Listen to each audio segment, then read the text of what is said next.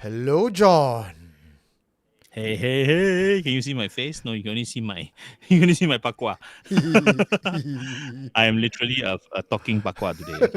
Okay, I have to tilt my head so far back just to be seen. Hello, everyone. Welcome to Friday Night Live. What's going on? Why are we dressed so weirdly? Because yesterday is Halloween, so today is actually All Saints Day, and we thought we're gonna dress up as well. Because why not, right? Be part of the dress up festival. That's true. I didn't dress up yesterday at all. I was working at home, so I literally Naked. wore no clothes for most of the day. That So is I a dressed Halloween down. costume. Yes. So today I'm making up for it. Yeah. Okay. So I got my budget full. You cannot see the writing, but you know how I did it? Not center your food. I cannot. I'm a very OCD Taoist priest. So please centralize your food, please. Okay. But for Thank you. next 3 hours, I stream this so I cannot see. I patch out by the end of the day. You'll be cock-eyed now, you know. Can I every now and then just lift it up? See, I have to do this also. Hi everyone. Okay. Oh boy. Okay, how are we gonna kick off? Today is the last day. It's our finale show. So we'll tell you a bit about the finale show. Yeah. Wow. Is it a song about faces? Oh, I think it's something final. Something final. Yeah. Okay. Okay. So if you all know this I song, don't know it. you all sing along. Okay. Yeah. Okay. Come. Let's all try to guess what this song is. Okay. With my singing, you probably guess it during the chorus only lah. Yeah, I know. I'm not holding high hopes, but okay. We try. We are living together, but still it's farewell. And maybe we'll come back to Earth, who can tell? I guess there is no one to blame. We are leaving ground. Will things ever be the same again? Over to you, John! It's the final countdown. The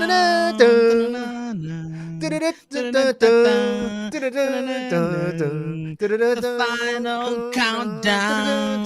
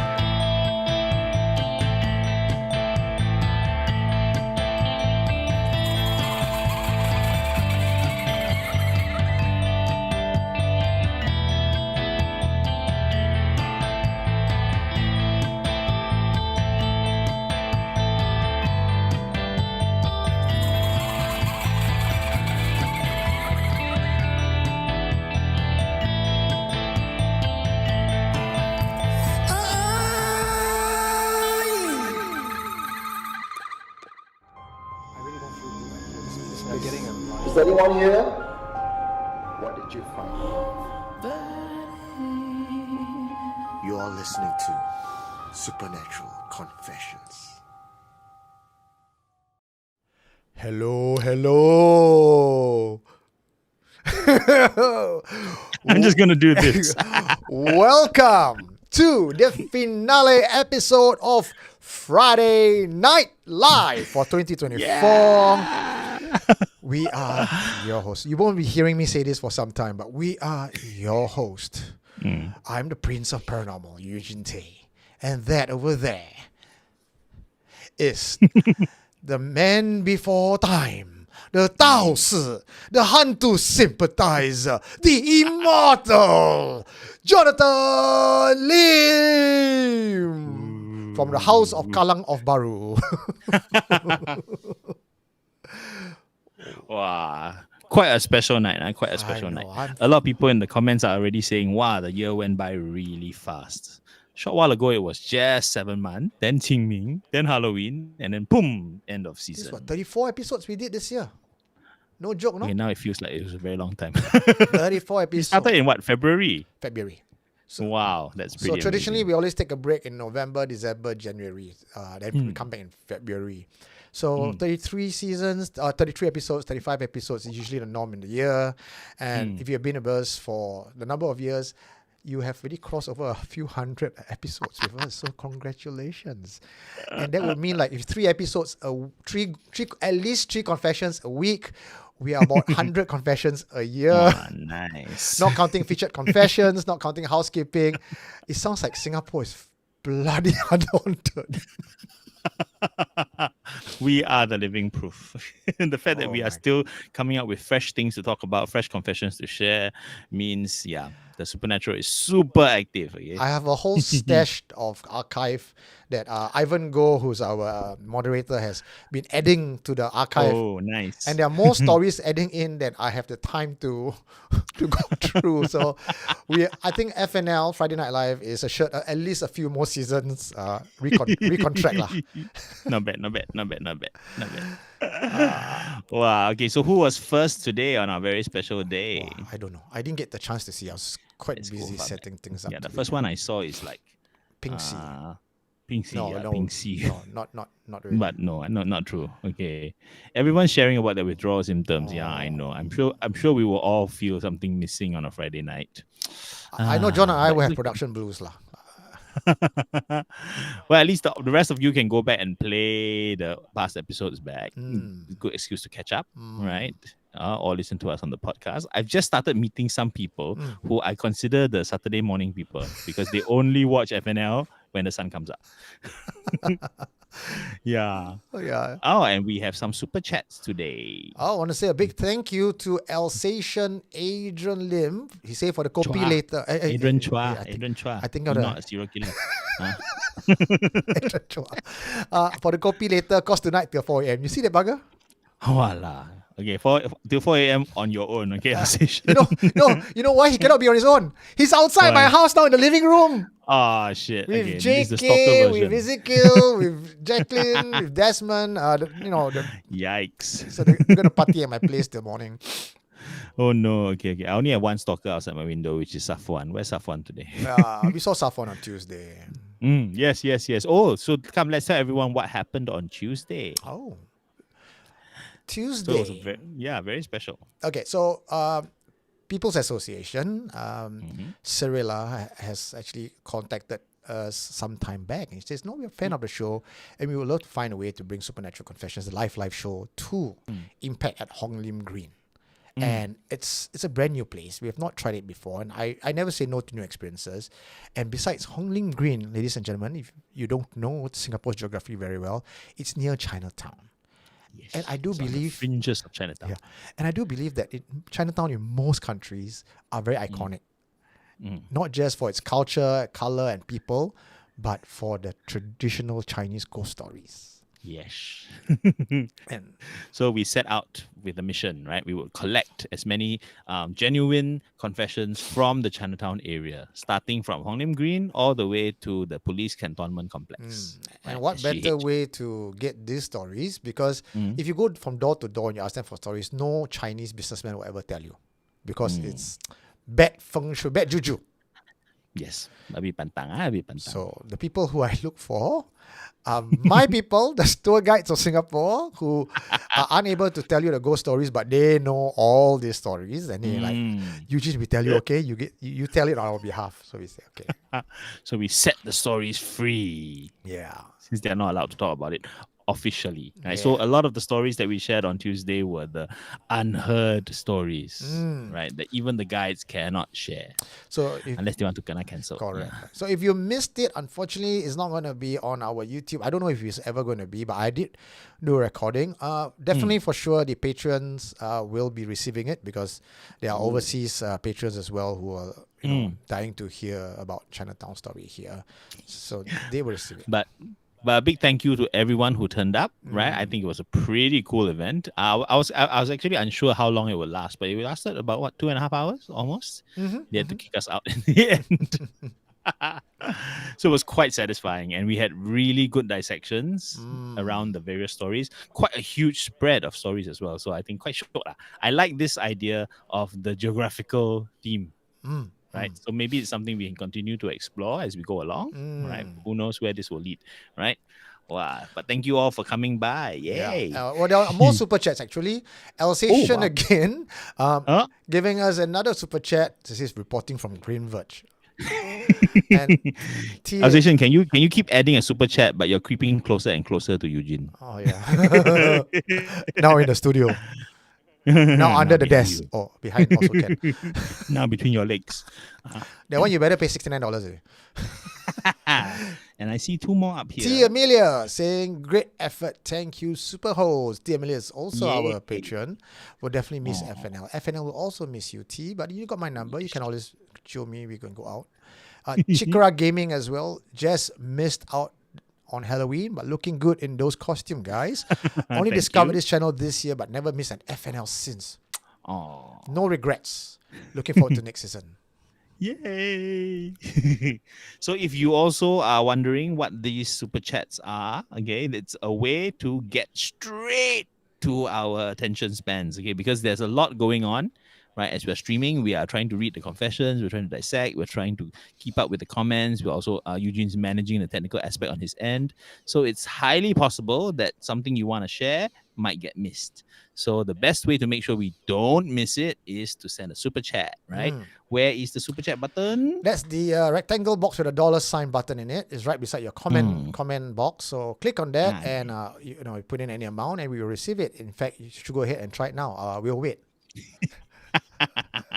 So if you have a comment to make, or you have the answer to a question that we're asking, or something to share, please use the super chat. It also helps support us and keep us from getting too thirsty. Speaking of thirsty, what's happening tonight? I have a drink. I usually don't have a drink, but tonight I have a drink. For 5 years running, for 5 years, the brand of alcohol that has been supporting Friday Night Live, or rather Supernatural Confessions, especially during the Halloween season, is Noct Noir. For the Laotia of you guys out there, you would have heard of this brand. In fact, when they first sponsored our channel for the Halloween event, they were pretty new in the scene. Like, no one has heard of them. They're not GST registered. But now, 5 years later, they're like, they've grown so big. One of the most awarded decorated alcohol in Singapore. And I've always get this very difficult question. What is it? What is this? And I can relate to Noct Noir because sometimes people ask me, Eugene, what do you do? I'm like, I'm everything and anything and everything in between. So Noct Noir, in my opinion, is that sort of alcohol. Is it a whiskey? No, it's not a whiskey. Is it a cognac? No, it's not a cognac. Is it a gin? No, it's not a gin. What is it? Is it a coffee liquor? No, it's not coffee liquor. It's a coffee-infused spirit. What spirit? It's made of barley, wheat, and rye. Then you go like, whiskey? Yeah, so it's part of it is vodka, part of it is gin. So, in fact, it's such a unique flavor, John. And I think this year, we got it delivered to your house. Yes, 'Cause- indeed. I was quite surprised. This gigantic box was there, and I thought it was my life-size sex doll, but it wasn't. It was Noct Noir. I didn't want to tell you. I just wanted you to open up and receive it, right? So today we'll be drinking this. Per bottle is $180 in retail value. The last time I drank this on live, it was a very exciting time for the audience. But if you are interested to get your own Noct Noir, it's not too late. In fact, you can go to noctnoir.com, right? Noctnoir.com. That's NOCTURNENOIR.com. Use the promo code SCSuper20 to get 20% off only for the Supernatural Confessions community. Nice. If you have some already at home, please break it out and join us now. Yeah. Right, so that we can toast to the end of the season. So yesterday when I let one of my participants for the Changi Halloween exploration workshop tried it, she says she's a lady, by the way, and she says, wow, it's delicious. It has a hint of tiramisu and vanilla. So for ladies, if you think, oh, this is like a hardcore drink, it's only something for the men to enjoy. No, it's delicious. Yes. And it's 38% alcohol. So it can, you can be downing it and not realizing it because it's just so easy to go down. But my God, I'm first-hand proof that it will hit you like a ton of brick later on. The good thing is because it's so double distilled and so cleanly produced, you don't get hangover the next day. Yeah, that's a plus. That's a huge plus, right? Because we Taoist priests cannot risk things, okay? Okay, more super chats coming in from Camellia. Thank you for making ordinary Friday nights in 2024 extraordinary. Oh, that's so sweet. Thank you. It's extraordinary because you're all there. That's why it's fun. Imagine how lonely and sad it would be if it was just the two of us. Even when we first started Ghost, guys, you know that John was not the first FNL host. You guys probably know that. He was actually the first host of Ghost Mortem. Back when COVID-19 first hit us, because John and I were supposed to go catch a movie. And then we got news that COVID-19 happened and we couldn't catch a movie. So two lonely young dudes wanted to catch a movie. So we watched movie on live stream. And then we say, okay, we show you all.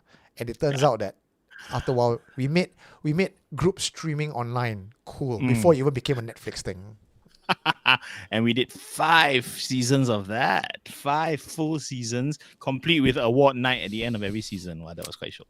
And if you're wondering, where is this Supernatural Ghost Mortem, and why isn't it back, and why isn't it on YouTube? Unfortunately, all these movies that we stream, even though some of them we got permission for, is considered infringement of copyright. So alas, we no longer have that. But if you want to see us in action again in Ghost Mortem and you want us to dissect horror movie, mark this on your calendar on the 23rd of November. Yes. In the basement of National Library Board from about 6 p.m. to 9 p.m. John, myself, and a few others will be dissecting horror movie scenes in NLB. So put it on your calendar. Nice. And these are special horror movie scenes as well, because they are not the kind that you get to see easily. They are the ones that are dug up from the National Archives. So quite special, quite classic. So do join us if you can. Speaking of something hiding in my basement, Safwan Zainal, thank you for your super chat. Saying, hello, I can see you from the window. Belanja prata for both. Nice, thank you. Nice. And somebody's hero. She says, found you guys around August of this year. You guys always mark the start of a good weekend. Aw, can't wait till you guys get back next year. Cheers. Cheers. Wow, thank you. Come, cheers. Cheers. My little cauldron cup, you see? Wow. Okay. Wow, tonight it's a party. Do you chill your Noct Noir?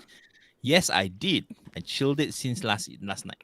and now it's defrosting, and because it's defrosting, it's leaking water all over my bed. So Aduh. Your bouncy castle, you mean? yes, my bouncy castle. So it's getting me all wet from below. oh. So that's Noct Noir for you. Before I go to and thank our very important people, just Sean Chen's donation just came in. Starbucks coffee for Eugene to apologize for not being able to join the event at Hong Lim due to MC. Eugene is placated, but I'm not sure about John. John, you never buy nothing for John. me. Che.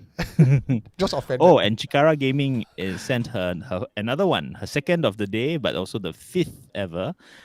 Can call Noct Noir a genie in a bottle. Oh, I think Chikara Gaming and that joke Jason can go on par. That's it. Oh. Nice. Vying for that title. Okay. Speaking of that. Okay.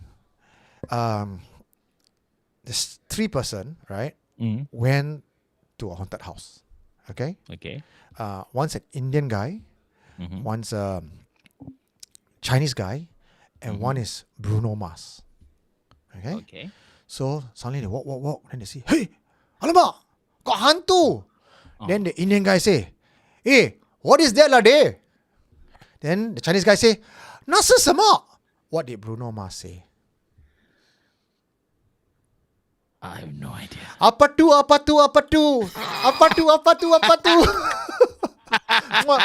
Kissy face. That possibility flashed across my mind and I rejected it because I thought nothing could be that lame. And yet it is. So welcome to Supernatural Confessions. I should make a donation to myself. Dredging the bottom of the barrel of corniness. All right. And to thank our I can't even pronounce I would say panties. Apa tu? Patreon for Sentient. This is a patreon.com/supernatural confessions.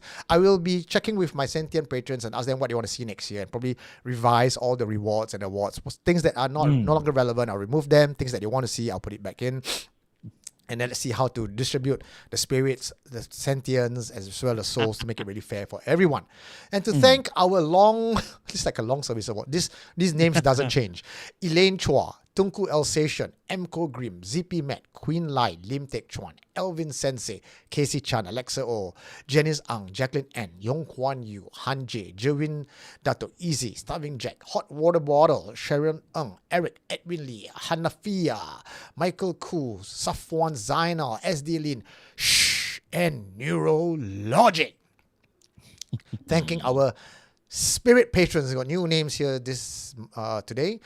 We have Joel Go, Deborah Confield, Chia King To, Linda Hayden, Alex, Jess Neo, Jerry Fish, Bibit Teo, Te Hak Wee, 2 Cents, Giant T Saritzu, TTB, Jujube Jume, Davindes, Gary Fu, Isaac Lam, Martin Thalany, Don Sier, Ed A, Yao Siu, J, Karina, Yanni, Guyver Chung Lek Cake, Shi Kai Chong, T Amelia, Serene Tan, Kelvin C, Yumi, W Kid, Snoopy 8, DN, Evan Kwa, Julia Isma, Queen Wolf, Queen Constantine 11, Ang Han, Caesar, Raven, Rin Wan Shi, new names this week.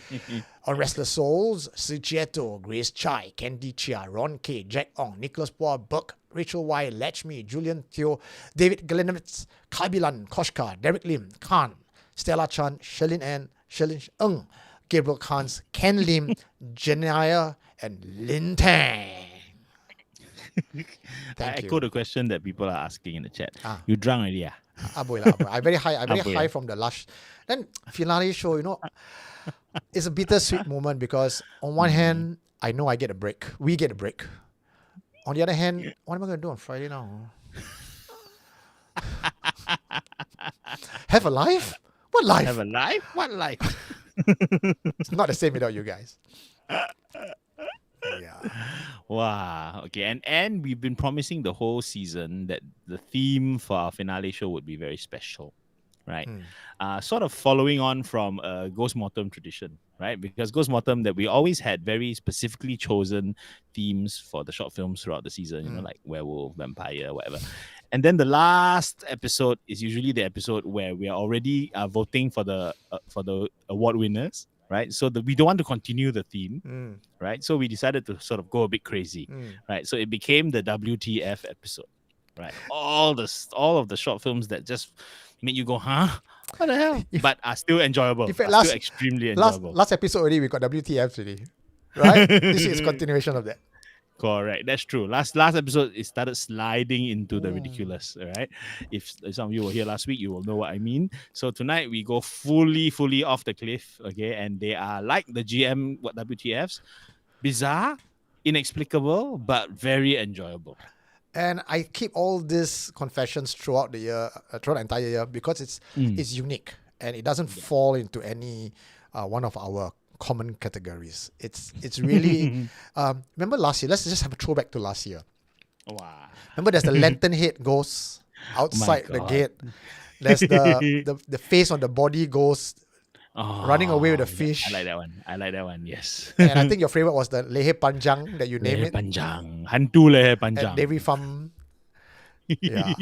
The long-necked ghost. Yeah. Very nice. I'm pretty sure there's one more that I missed out. But what I'm trying to say is these are ghosts that are not your common white gown, long black hair kind of variant. One of a kind ghosts. Tonight one equally bizarre. Oh, extremely bizarre actually. Yeah. Wow. Four Don't want to give away too much. 4 solid confessions for you tonight. And ladies and gentlemen, if you just joined us and you're new to this Friday Night Live, you just joined us this year, you're wondering, so what's this finale thing up to?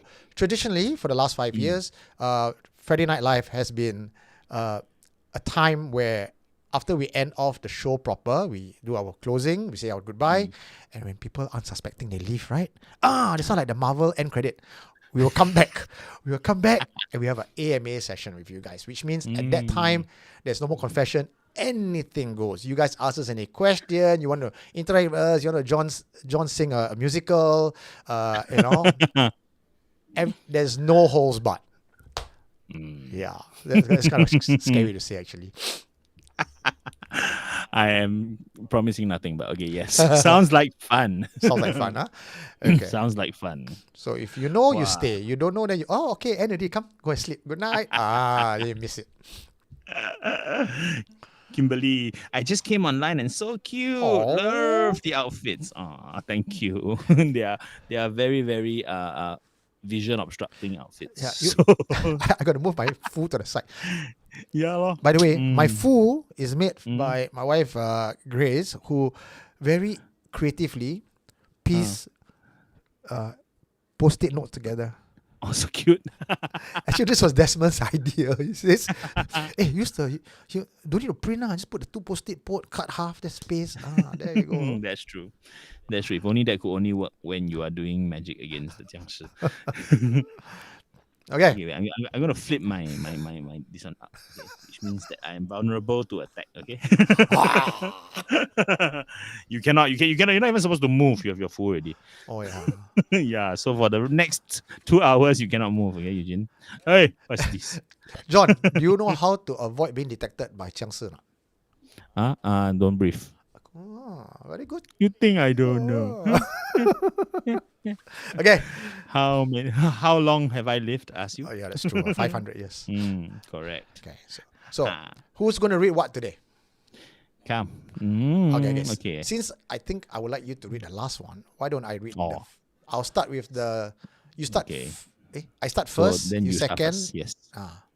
Okay, can. Have I just gonna sabot? I don't know. Okay, but let's see what happens. So tell us about the first confession. Okay. The first confession, context-wise, it's something that we've heard before. We heard about this fireball flying around, and people are discussing what it is. It appears in Malaysia, it appears in Singapore, but have any of you gotten up close to see what the hell is this fireball about? Right? Apparently, this confessor got close enough to see the details of that fireball, and this is what he says. Okay, tell us. Okay. Very quickly. Yay, Samuel Yuan. Thank you for your contribution. Better late than never. Just logged into the wonderful costume. All right. Don't worry, Samuel. It's our first confession for tonight. You didn't miss nothing yet. Just in time. Okay. Ready? Okay, come. My two friends and I are into crabbing and would go into Ubin's mangrove area to catch crabs. NParks frowned upon anyone going out that far off trail, but for those who don't mind roughing it out, this is one of the best places to catch crabs. If you don't mind the dark, the crabs are more active at night and you can get a better haul. If you're lucky, during the warmer months, you can even see fireflies in the area. This wasn't our first trip out to Ubin crabbing, but it was the first time we saw giant fireflies. The usual fireflies are barely visible and appear to be smaller than fairy lights, but the ones that we saw that night were larger, the size of a fist. There were 3 of them, zooming around the area as if playing a game of catching. We crept up nearer to watch the spectacle and realized that up close they were even larger than we had initially estimated them to be, and definitely not fireflies. We actually watched them for a good few minutes until one of the fireballs settled on the roots of a mangrove tree. Without the blaze around it, it was just an incandescent, shrunken head. Well, that's the best way to describe it.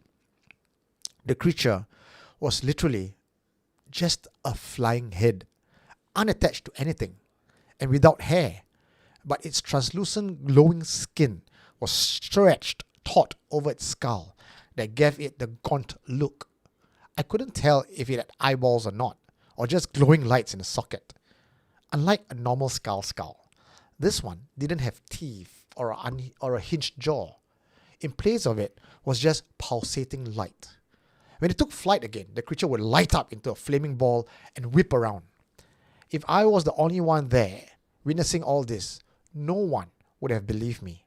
No one. But all 3 of us saw it with our own eyes. Well, none of us discussed this prior. We just hunkered down to watch until the 3 balls of light flew away. And only after that did we exchange notes. It was amazing what we saw. But that's also the only time we saw it. We have been back multiple times since, but we always made it a point to look out for these giant fireflies. But sadly, that night was the only time we saw them. Wow. That's an amazing description. Oh, I'm trying to imagine it. So it was larger than... Okay, so originally they thought they were the size of a fist, but when they got closer, they thought it was even larger than that. Right? So I'm trying to imagine, like, I don't know, what's larger than a fist? Fist over a fist. Maybe I in my mind, I imagine the fact that you can see so much details, it might be like smaller than a basketball. You know, like the basketball is only this big, right? So maybe let's assume it's somewhere between a fist and smaller than a head, lah. Basically, yeah, smaller a shrunken than head. He says a shrunken head. Wow, it's surprising to me because normally from all the lore that you hear from Will of the Wisps and all that, right? You know, you always think of them as sentient energy. Right, it's like an orb that's coming to life, right? You know, so you don't imagine them to be something so biological as literally a floating head. You know, I always imagine them to be like, personified energy. You know, this seems to be a very interesting hybrid. It is a shrunken head, yet it does have a lot of light and energy in it, right? Instead of a mouth, instead of a jaw. You know, it's just, you know, it's like, is it like riding on light? Yeah. You know, which is quite interesting. Yeah. Eric, best comment. 3 people forgot to whip out their phones. I agree. I think also because I agree. What the hell happened? No, because they were, what I know, they were canoeing, so they were probably in the water. They had their phone was probably in their wet bag because they were in the mangrove. You got time to fish it out. That's why you have a wet bag, so you can take it out and like film. You know, see life. They click, then all the heads turn and look at them. What the hell, man? Okay, so Jujube just mentioned, shrunken head, and then not Penanggal. So yeah, that was the first connection that my mind wanted to make, which is, you know, right? Are they somehow related? This is interesting because this reminds me, the description of the glowing heads reminds me of a recent movie about, it wasn't about Penanggal, it was about something else. But Hantu Penanggal made a guest appearance in this Indonesian movie, whose title I have forgotten, right? But she appears for like just maybe 2 minutes, and after that she's not part of the rest of the story. So she's just like welcome to Indonesia, right? And it's the first time I've seen a glowing penanggal.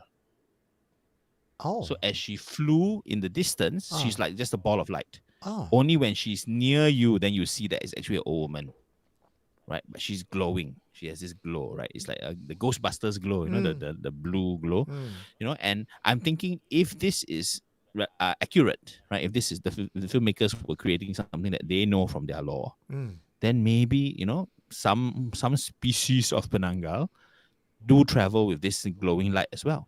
So it makes me wonder whether this glowing firefly kind of effect is unique to a particular type of hantu, or is it a form of travel or motion, that several of them take on, that when they want to fly, they have to, I don't know, conjure up the fire that makes them fly. I don't know. What do you think? Is it unique to certain hantu, or is it a mode of transport? I don't know. Like, I mean, the mere fact that you say a movie director has portrayed penanggal in a glowing light. Now, I would not have imagined hearing from any of the penanggal lore about a glow. So it could be the director being creative by hearing two different lore, one about a shrunken flying head and the penanggal, and then putting two and two together, which then tells me that there were other sightings as well of a glowing head. Because the minute you say a flying head in Asian context, most people think penanggal, full stop, right? Yeah. Because this version of the glowing skull is not a popular sighting compared. So maybe this one is more like in the forested area, the swamp area. Someone's saying, is it gas on water? Is it, I don't think so. It's not like in one fixed location. They're moving around a bit. So although the kind of mangrove place that they were is a bit similar to the kind of habitat where you would find the will-o'-the-wisps. Yeah, swampy. Right? Yeah, and these soggy, swampy, old cemeteries, not the dry ones, but the old ones, right? And that's how they would appear, right? And the escape of gases from the earth.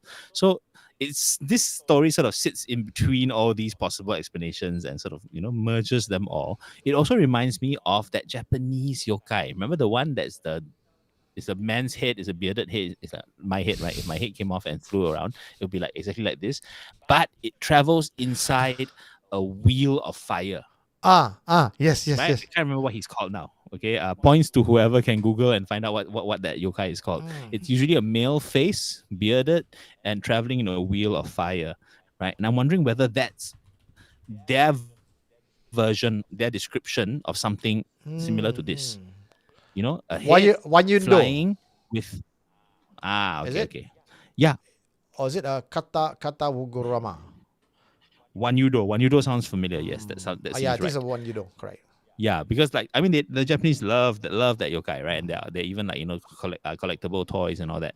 Because I don't think it's an evil yokai, right? So there seems to be in various of flying heads and flames of some sort, right? So who knows if there is a certain consistency somewhere. I laugh when John say, I don't think it's an evil yokai. Then I know lah. Just say lah, hantu sympathizers. Hantus are friends. Come everyone all kumbaya, hold hand. See, they're not evil. Don't they're be very like cute. that lah. They're only evil because they do things against our wishes. That's all. Right? If you are the evil person, then a good person is also evil to you. Correct? I'm not falling for that, Right? John. You are the crook saying stupid police always spoiling my plans. See? So it's all a matter of perspective. Okay, they have their agenda, we have our agenda. Okay, so I am very curious. lah. Ladies and gentlemen, just prepare yourself. I'm going to put out a poll soon. I want to find out how many of you are hantu sympathizers. Just as a poll, it'd be quite interesting to know who's in that camp. Because I know some of you guys are already from the confessions that you give us. Oh my God. Titus, come join the club. Always sympathizing, this John. See, I told you, right? How can you not? Once you understand them better, you will start to empathize. Okay, sometimes it's just empathy, not sympathy. Okay, empathy. Right? We understand them. Yeah.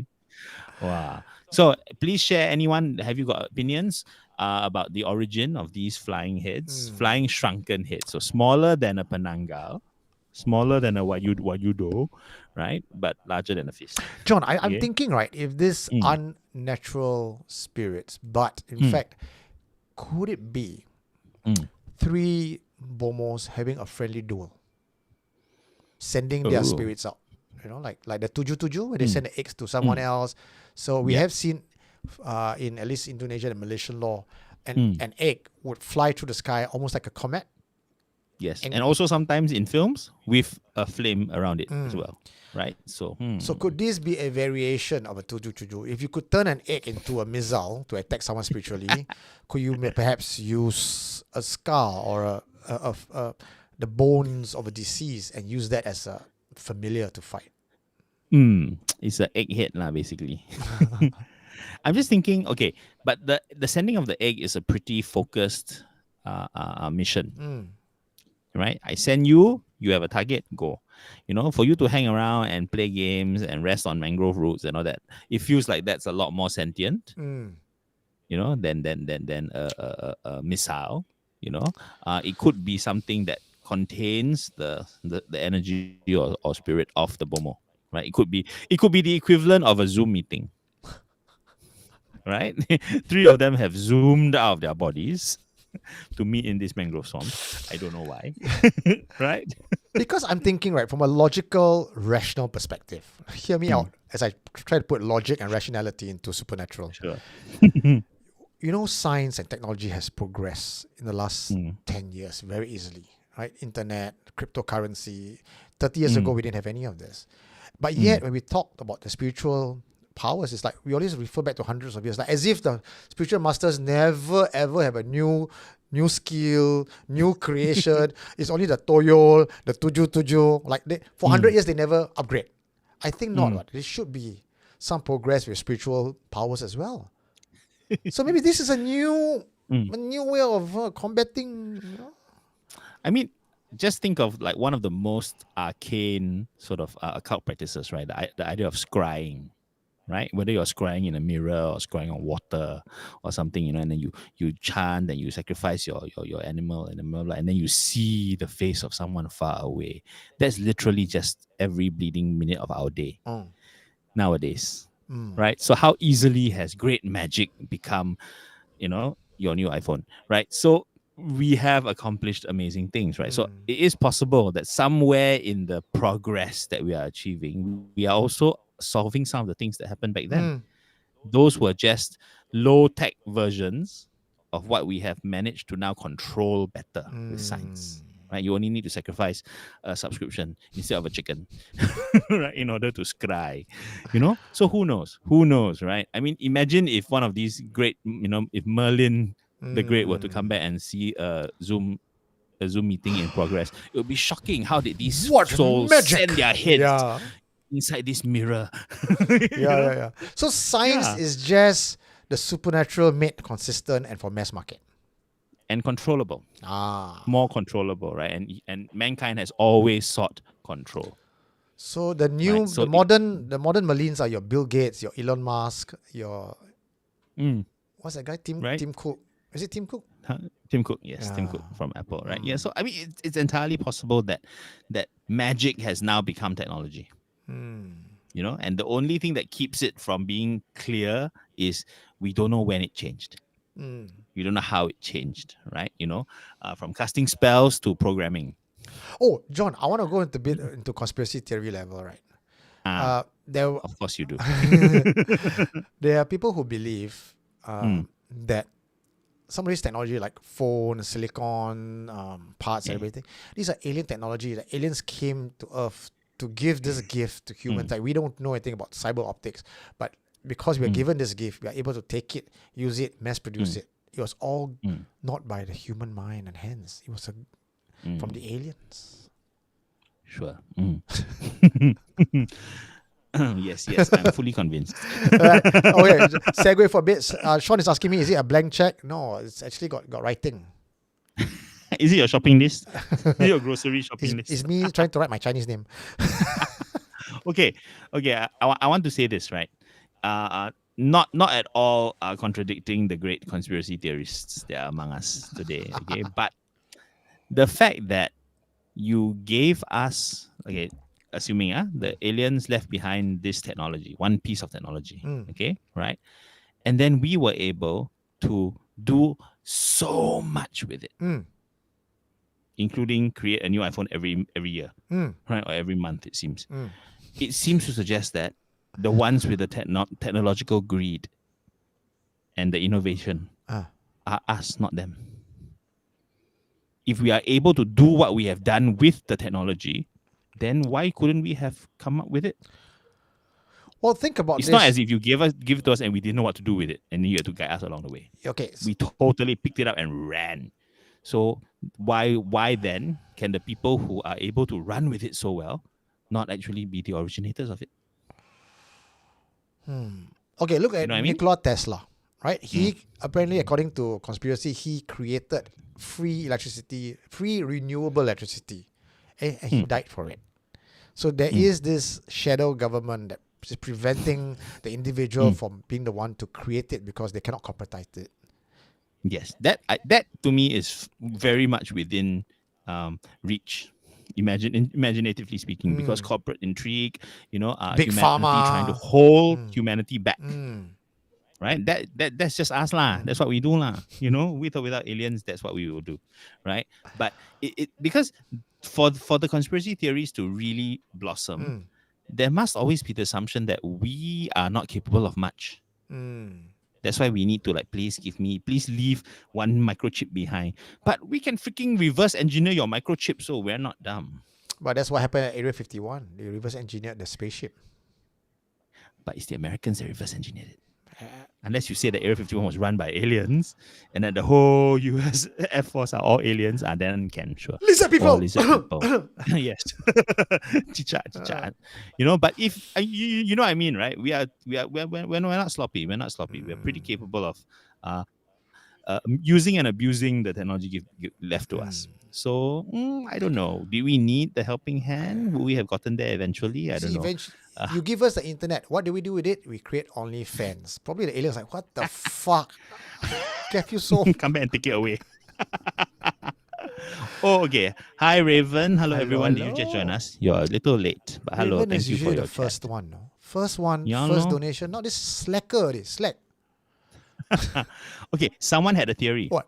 Jujube, shrunken heads, orang asli or some preserved heads. Then the medicine man keep to do spells. Maybe That's interesting. this is a Sarawakian style. Yeah. Right? It's like a Toy Story thing where all the shrunken heads that you keep in your storeroom, or when you're not looking, they go and party and chat and hang out. Wow, possible? Absolutely possible. See, Indigo is my people. He knows about the guy who created a car that ran on water. Then he got unalive. Oh. Yeah. And someone is saying, video junkie says don't get demonetized again. He knows what I'm talking about. Because in one of the videos in housekeeping, I did everything the same as per normal, except that I mentioned the people. And for no reason, the entire video got demonetized. Really? Yeah. Yeah. So the only reason I can think of is because I mentioned something about them lah. You came too close to the truth. Wow, Illuminati must be quite free to be scanning all of our episodes. They are watching us. The NE also watching us. NParks also watching. SLA definitely watching also. Where is this Eugene going? Those I believe. Those I believe. Because NParks are slaves of the Illuminati. Voting coming, right? Doesn't matter. Whoever you vote for, the Freemasons still control all of us. Tum. Well, this is quite interesting. Hong Kit Chang shares, speaking of updates to supernatural forces, I used to play a tabletop RPG Shadowrun, which features characters called technomancers that use magic to affect computers and tech devices. That's what happens to us sometimes when we suddenly hang. It's a sorcerer who's out to get us. Yes. Yeah, so the line between magic and technology, not so clear as we imagined. Okay, so... And we are using technology to stream today, so they are listening to all of this. Somebody in a suit and a tie is listening in and go, "Sir, they know too much." And they send a drone that looks like a shrunken head to try and get you. right? Okay. Come, let's have a drink, Yeah. John, before we tell our next Yeah. story. Cheers. And if Right. you guys have your Noct Noir as well, raise your glass. Let's have a drink. To technology. Or anyone who's drinking tonight, drink with us. If you're not drinking alcohol, then you're on your own, buddy. Mm. Ooh, nice. Shook. I need to get ice. I like it when it's chill. Mm. Okay. Okay. Next one. Context. Any background? Next one. Oh, this one.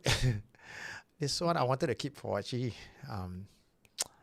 Valentine's Day lah. But I felt it was in line with this theme of faces of death. Mm.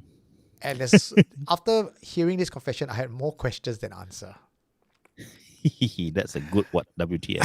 Okay, so as John is reading this confession, ladies and gentlemen, I'll be putting up a poll to ask you: are you Camp Hantu sympathizer or are you not? Okay, so John, Think carefully before you answer. Huh? don't let John threaten you. Answer with your heart. You know the answer is Hantus are all evil. Go with that. Pui. All right, That's a lie. John, over to you. My company was tasked to organize a sporting event for an MNC's corporate event. In order to accommodate this amazing race-style experience, we utilized the rocky mountain area of Putri Harbour. It was a huge desolate wasteland that was perfect for us to build structures and to utilize the terrain for the race. My team was arrowed to survey the site and propose the design to the build team to construct the structures. One of the locations near the quarry gave us a lot of problems. We had 3 accidents with the set builders. And after painstakingly completing the set, we came back the next morning to find the entire structure had collapsed. Before we start work in any area, we will always do prayers and make offerings. But I think this place was more keras than others. At this late stage in the project, it was not possible for us to find another location because it would affect the entire race path. And not to mention the cost and time involved. It was just not possible. So before we went back to the management to tell them bad news, me and the build department head decided, let's take matters into our own hands and call upon a local shaman to help. An ustaz came the very same day and prayed over the land. He said he cannot do anything for us, but he will come back the next day with a friend. The clock was ticking, but there was nothing we could do but wait. The following day, the ustaz came back with a Chinese friend who is also a medium in his own right. Apparently, the land god spoke Chinese. The medium was there to channel the land god into him so that the ustaz could parley with it. Only team leaders were allowed to be present because we were the ones responsible for this portion of the project and therefore had to answer to the land god who was offended by us.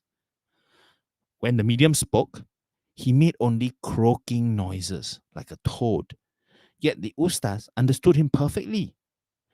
When I looked at the medium's face, it seemed to me like his features had also transformed to become toad-like.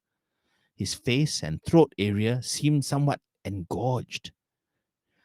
After the brief discussion, we were instructed to prepare some food and alcohol to appease the land god, which was a giant toad. The ustaz and the medium had sought permission on our behalf, and the giant toad had granted us access. We rushed off to get all the materials required and headed back to site that night because the event was scheduled to start the following morning. That night, as we were setting up the offerings, I thought I saw a giant rock outcrop move off the cliff face of the quarry and dive into the water. The other department head was busy burning offerings, so he didn't notice. We managed to run the event without any further problems. Dum, dum, dum. Wow. Okay. First of all, where is Putri Harbour? West side of Johor. Okay. Wow. Hey, So giant toad territory. Look at my Nice. finger.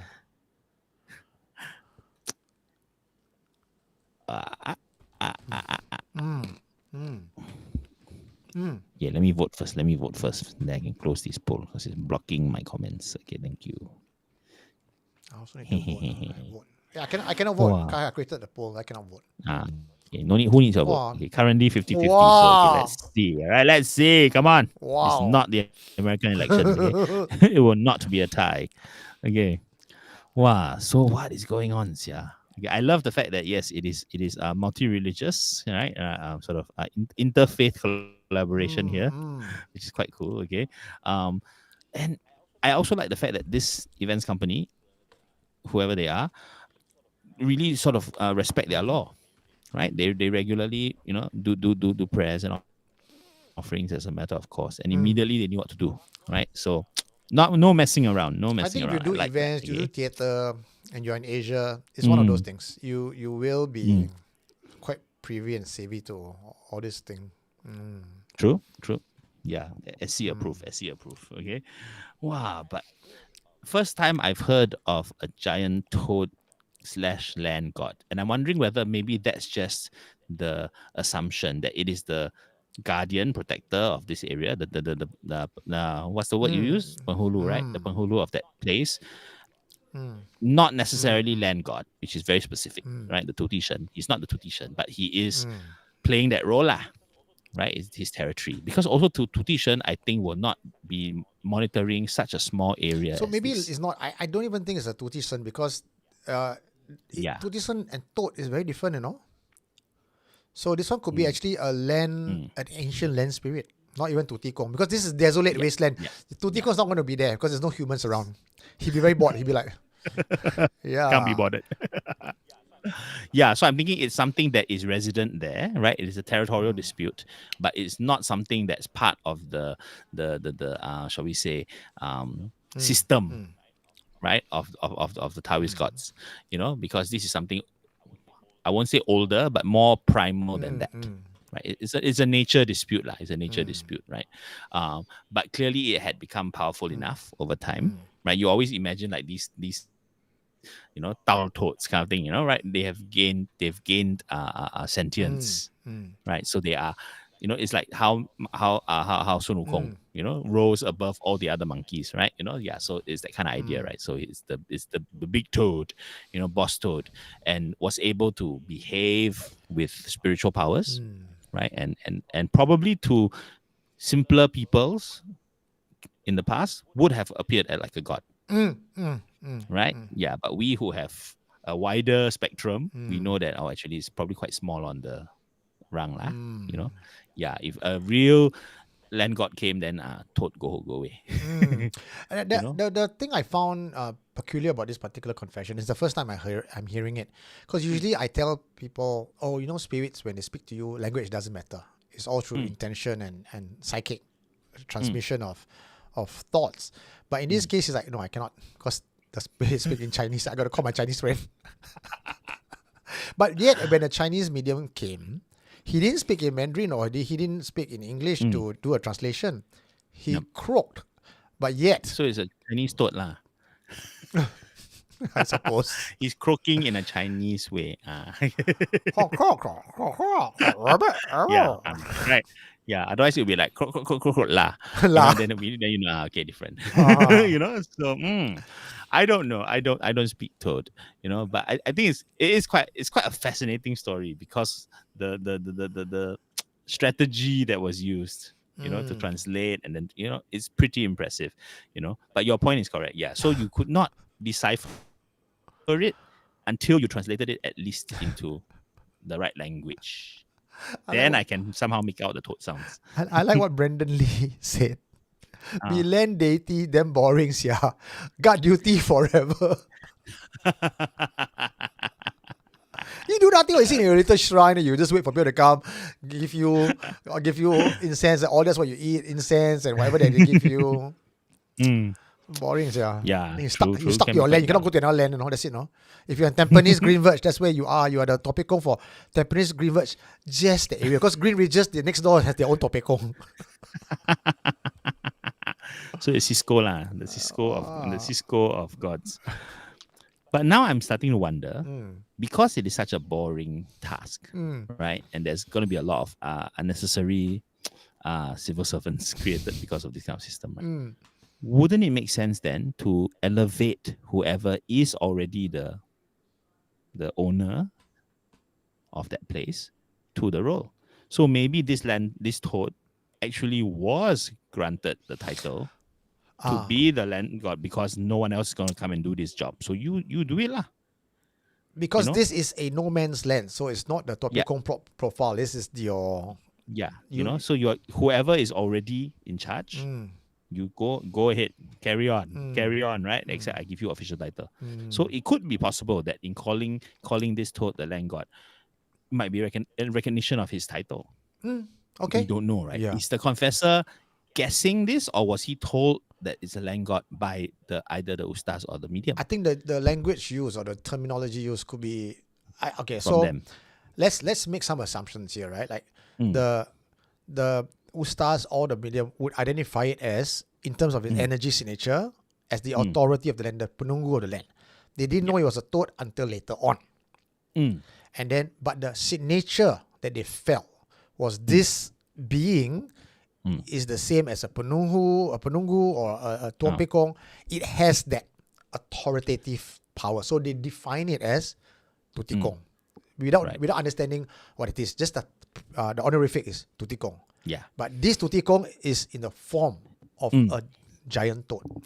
Yeah. So that means whatever its natural form was, it had the ID card of the access card of a land deity lah, right? So when you scan it, it's a land god, and without knowing what form it is, right? So it's quite possible. It's quite possible because otherwise, I would imagine a lot of conflict between land gods and the layer of, primal residents in an area, right? Because then there's way too many people trying to be in charge of a place, So why not make it simpler by just promote someone lah? No, now I'm thinking, right? We always make the assumption that Topekong, Tutikong is that smiling Chinese man sitting there. That is human created by the understanding of Topekong. But what if Topekong is the title of just the land deity? It can come in different forms. A toad, a rabbit, or whatever that the dominant entity of that land. It doesn't have to be the smiling Chinese man with beard. Yeah, absolutely true. I mean, if you think back to early Chinese law, right, as is recorded, right, really the sort of species thing is not very important. For every one human being who achieves some sort of special favor or special power or whatever, there are just as many animals who have achieved it. In the animistic Chinese way of thinking, right? So whenever you see something either being, saintly or powerful or evil, or for them it's 50-50. Is it human or is it animal? Is it a fox? Is it a spider? Is it a to them, there's a lot of traffic both ways, right? So it's only nowadays, our modern thinking is like, of course everything must be humans lah, because we are so ego, right? In our image. Yes, exactly, right? But that makes our world a lot smaller. Right, the belief in at least the Buddhist faith is that all beings can achieve elevation, right? So your 1,000-year-old, 5,000-year-old, anything can have achieved human form, human intelligence, human understanding, on the way to achieving Buddhahood. So being human is just a stop along the way only. Yeah. Right. Okay. So eventually, all beings will pass by us at some point. That's a pretty interesting way of seeing the world. Which is, I kind of liking it because this toad is probably more evolved and elevated than some of us humans. And clearly more elevated than the event organizers. Yeah, quite true. Okay, Brendan Lee gave a super chat to ask or to comment. Maybe they see as toad, but others might see differently. Like how you might reincarnate and take on another form, but your soul is the same. Meaning that, is it a matter of perception or is it something else? Is it that your form can appear toad-like to some and human-like to others, or are you saying that you are both of? Yeah, I'm not entirely clear. Because this one got one Usta C, one medium C, both C as a giant toad. So I'm inclined. And then possibly the confessor also own self saw, right? If what he saw jumping into the water was true. Yeah. You know? Okay, was that one is a bit hard to confirm or deny because she's the only one who saw that. It's like, that no one else saw it. She's like, alamak. It could just be a rock dropping into the water. Lah. And because already in the afternoon she was thinking toad. That's right? true. That's true. So that one we cannot, I really cannot take it as, oh, that was a giant rock that jumped in. But if it was actually a sentient elemental type, rock feature, it could very well be. I know it could very well be the giant toad that jumped into the water. But so far cannot confirm nor deny that. Yeah.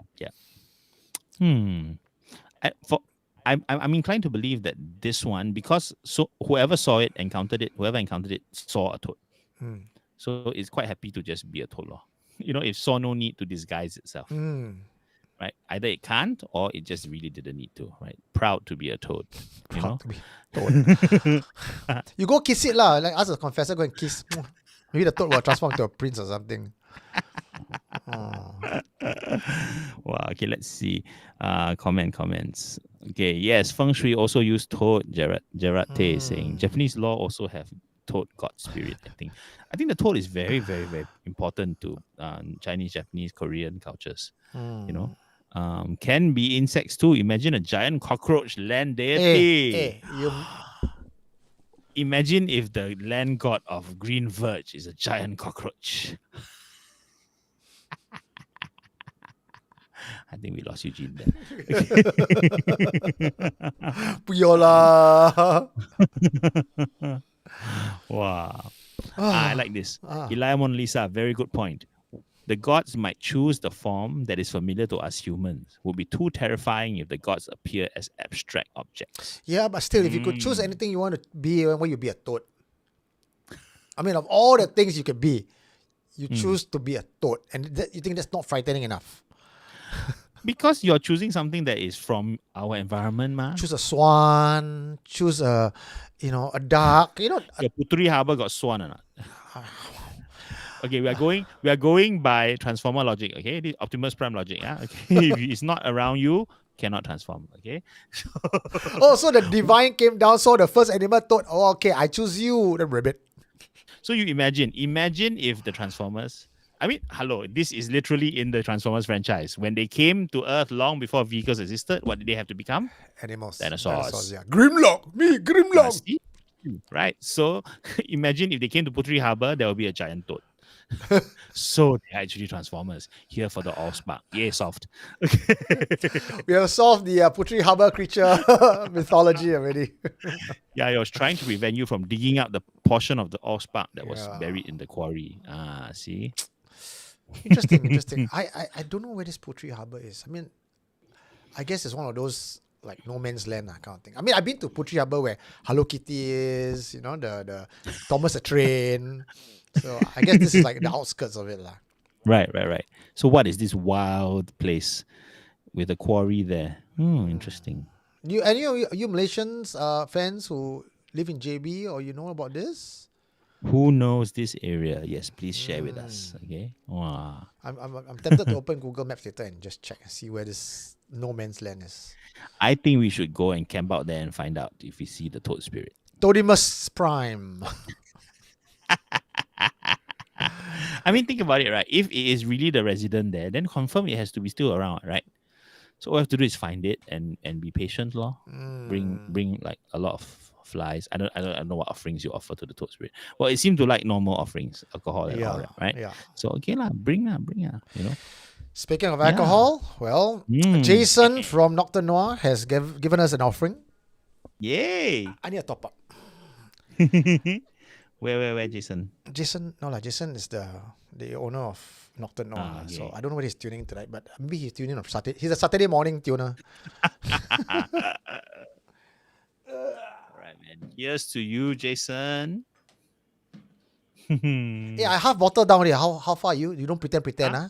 Only 1 quarter only. You want quarter left or you my want? glass very big, yeah. My cauldron also very big. My cauldron. I'm trying not to get drunk. If I put hot water, you can actually see like the red marks here. Oh, so cute. Oh, that's nice. You know, Everyone's talking about frog leg porridge.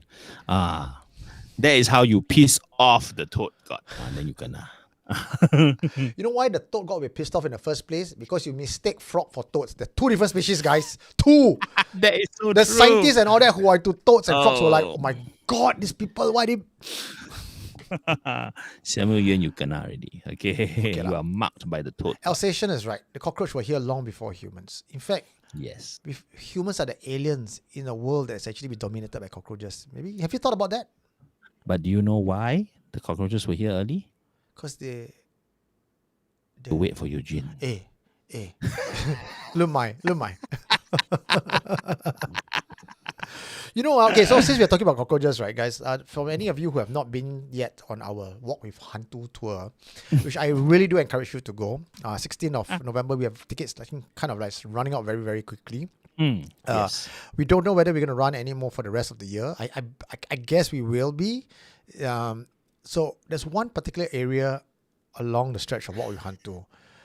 I don't care for the rest of the ghost story, the Old Changi Hospital, but there's one stretch where cockroaches are running around rampant without care for humans. That to me is the real horror of Walk with Hantu Changi. Then John will attack me, you don't look down, you don't see. As if I don't see, I don't know that they're there, John. So if you want to watch Eugene dancing, that's a good time. Okay, come and just walk behind and see this strange spirit leaping from parts of the pavement all over the place, screeching his whole way down the boardwalk. Okay, it's a very, very nice sight. For 2.5 hours, John and I are talking non-stop. But for that 5 minutes as I'm walking along the boardwalk, I'm very, very quiet. Quiet, man. Just trying to... Yes, exactly. And then it becomes infectious because everyone else freaks out. So, okay, it's part of the effect. Okay. Yeah. Oh, boy. Okay. So those of you who have not joined us in Changi, please do, because apparently the Changi hospital lease has been taken up by somebody, some mysterious body. So we don't know who and we don't know what they're planning, but who knows how long it will be there for us to talk about. Probably is a name that rhymes with Freemasons. What would they do with the Changi hospital? Ritual sacrifices. Oh. To the cockroach god, yes. Yeah, that's what is beneath the hill at Hendon Hill. It's a giant cockroach egg. Oh, someone is saying yes, Madagascar hissing cockroaches are good as pets. Yes, they are. I have a whole tank full of them, and I'm threatening to show them to Eugene one day. No, they're not good. They got no wings. They're fine. They're not cockroaches to me. You say, yeah, you say I can let it run over my hand. They got no wings. It's not the same. Really? Yeah. Okay, so it's the flying ones. Like even Alsatians say, prawns are like cockroach of the sea. They don't have wings. You put wings on cockroaches and let them fly in your face, then or on prawns. Then I might be scared, but. Okay. Yum yum. Yeah. I'll put garlic and tar your Alsatian hissing cockroaches. No, what? African hissing cockroaches. Did I just say Alsatian? Alsatian hissing cockroaches. I had too much at home. He's at home breeding a special breed. Yeah. Just to let you know, John, you are losing in the poll, by the way. 53%. Oh no! That, Oi, what's going on? looks like this Kamala Harris is not winning. Okay. So moving on. It's okay. I will be like Trump. The election was stolen. Make Hantu great again. Massive cheating at all the polling stations. Yeah. Eugene, he's the one running this whole thing. He's just changing the numbers. It must be. I'm giving out free IC to different voters in a way. Oops. You know what? Dead people are voting. Yeah. I'm giving IC. No, if dead people are voting, then I should be winning. Yeah. What's going on? That's true. Okay, we got 2 more confessions for tonight. This one is the one where it's the he very poor thing. I find that he very poor thing. Okay? So I'm going to read this out. He's quite poor thing, yes, you're right. Ladies and gentlemen, I think this one will be quite fun. So do pay attention to this one. It's one of my favorite confessions for tonight. It's confession by Ivan, not Ivan Go. It's another Ivan. And I titled it The Power of Manifestation. Okay. That's all the context I'm going to give you guys. Let me go. I had a whirlwind relationship in 2020. And for the initial period, everything was going well until the magic wore off about a year later. Back when we were dating, she claimed to be a CEO of her own advertising agency, a successful middle-aged, self-made boss babe, 5 years older than me. Shanice Fernandez Lim. I saw in her everything I wanted in a partner. She was funny, witty, sexy, loving, and more importantly, she's a devil in the bedroom. We would spend the days at my place because the world was undergoing a lockdown. While people were complaining about the world going shits, I was blissfully in love. My work only required me to be available to respond online. And for Shanice, she was taking a downtime because her advertising agency only had to maintain some accounts that were on contract prior to the lockdown. She too had time on her hands. As the relationship got more and more serious, I asked when could I go visit her at her place. She said she lived in Thomson area in one of the landed properties. But she would always decline. And the reason she gave me was that she was OCD about cleanliness and had an issue with having visitors over. She promised one day she would bring me home, but to give her some time to overcome her OCD-ness. That laid the discussion about visiting her place to rest. We were close to the 1-year anniversary mark, and I wanted to surprise her with flowers by sending it to her workplace. So one day, after our afternoon rendezvous, I secretly followed her back in a cab. She was supposed to be going back to office in Buona Vista area, but instead she stopped at one of the old flats in Clementi. My heart sank. My first thought was that she was having an affair. I had finally found someone who I've loved with all my heart and had made myself so vulnerable in the process that any thought of her being with anybody else drove me nuts. I ran up the stairs to catch up with the lift, and when I got to the floor where she had gotten off, I managed to catch a glimpse of her from the back, walking along the corridor and entering a unit. I stormed my way to the house and banged on the door. I had caught her red-handed, and I was prepared to go down with a fight with whoever she's with. But when I heard the door bolt unlatched, I pushed open the door and stormed my way in. It was an old, cluttered house that looked like the home of a rag and bone man. Yellowed boxes, plastic bags were piled high up to the ceiling. Shelves with VHS cassette tapes looked untouched since the 90s probably, and standing in the middle of all this clutter was a petite elderly woman. Greyed hair, her face severely wrinkled, her eye bags had eye bags.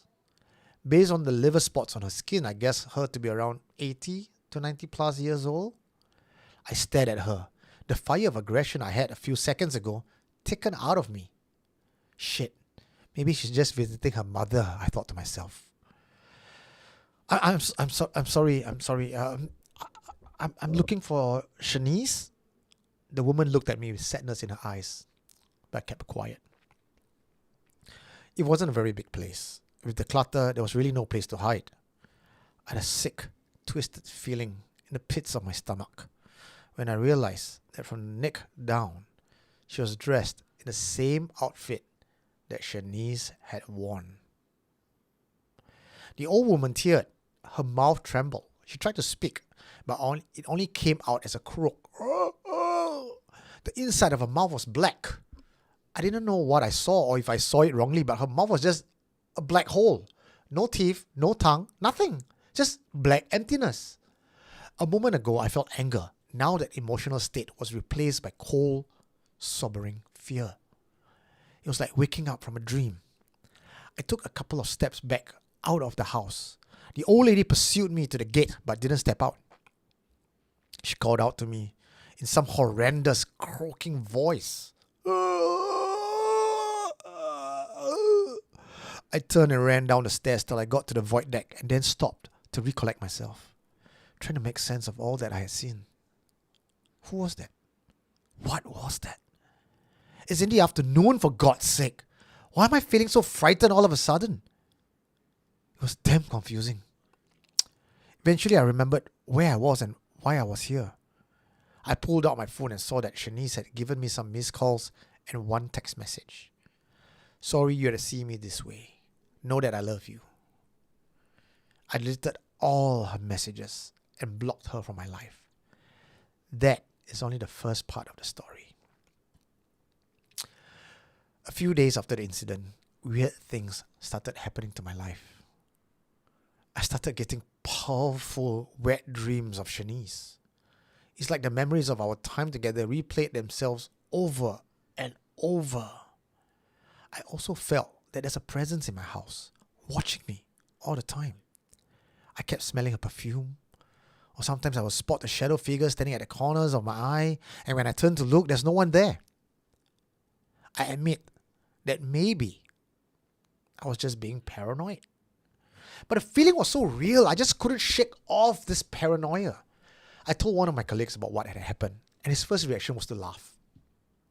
He said that his wife also transformed into a different person after marriage. It's normal. After all the jibing and roasting for the better part of the hour, he eventually told me to visit someone who could give me a better explanation. The person I spoke to was a wali, a Malay man who was gifted with spiritual abilities. I related my experiences to him and he just nodded, as if I was confirming things that he already knew. He told me not to worry, and that he will go to his room and summon her to talk. I asked if he meant Shanice. He said no, it wasn't. It's the spirit who was helping Shanice, the source of her powers. I waited in the living room. After a while, the wali came out to tell me it's all over. I asked if everything that I had experienced or heard was a lie. He explained that Shanice didn't mean me any harm, and he believes that she truly loved me. She had been so dependent on magic for the past 3, maybe 5 decades that she became hooked on using magic for everything. The spirit is able to show her what she wishes to see, and in some cases, like me, what I wish to see.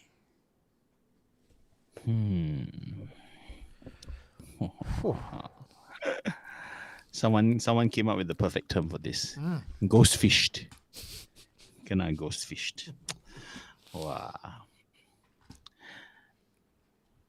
You will call me a sympathizer, but I feel bad for Shanice.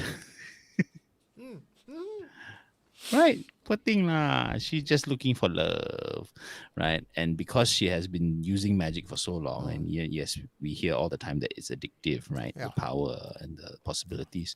So she has forgotten that, with affairs of the heart cannot play lah, cannot play. The truth will out.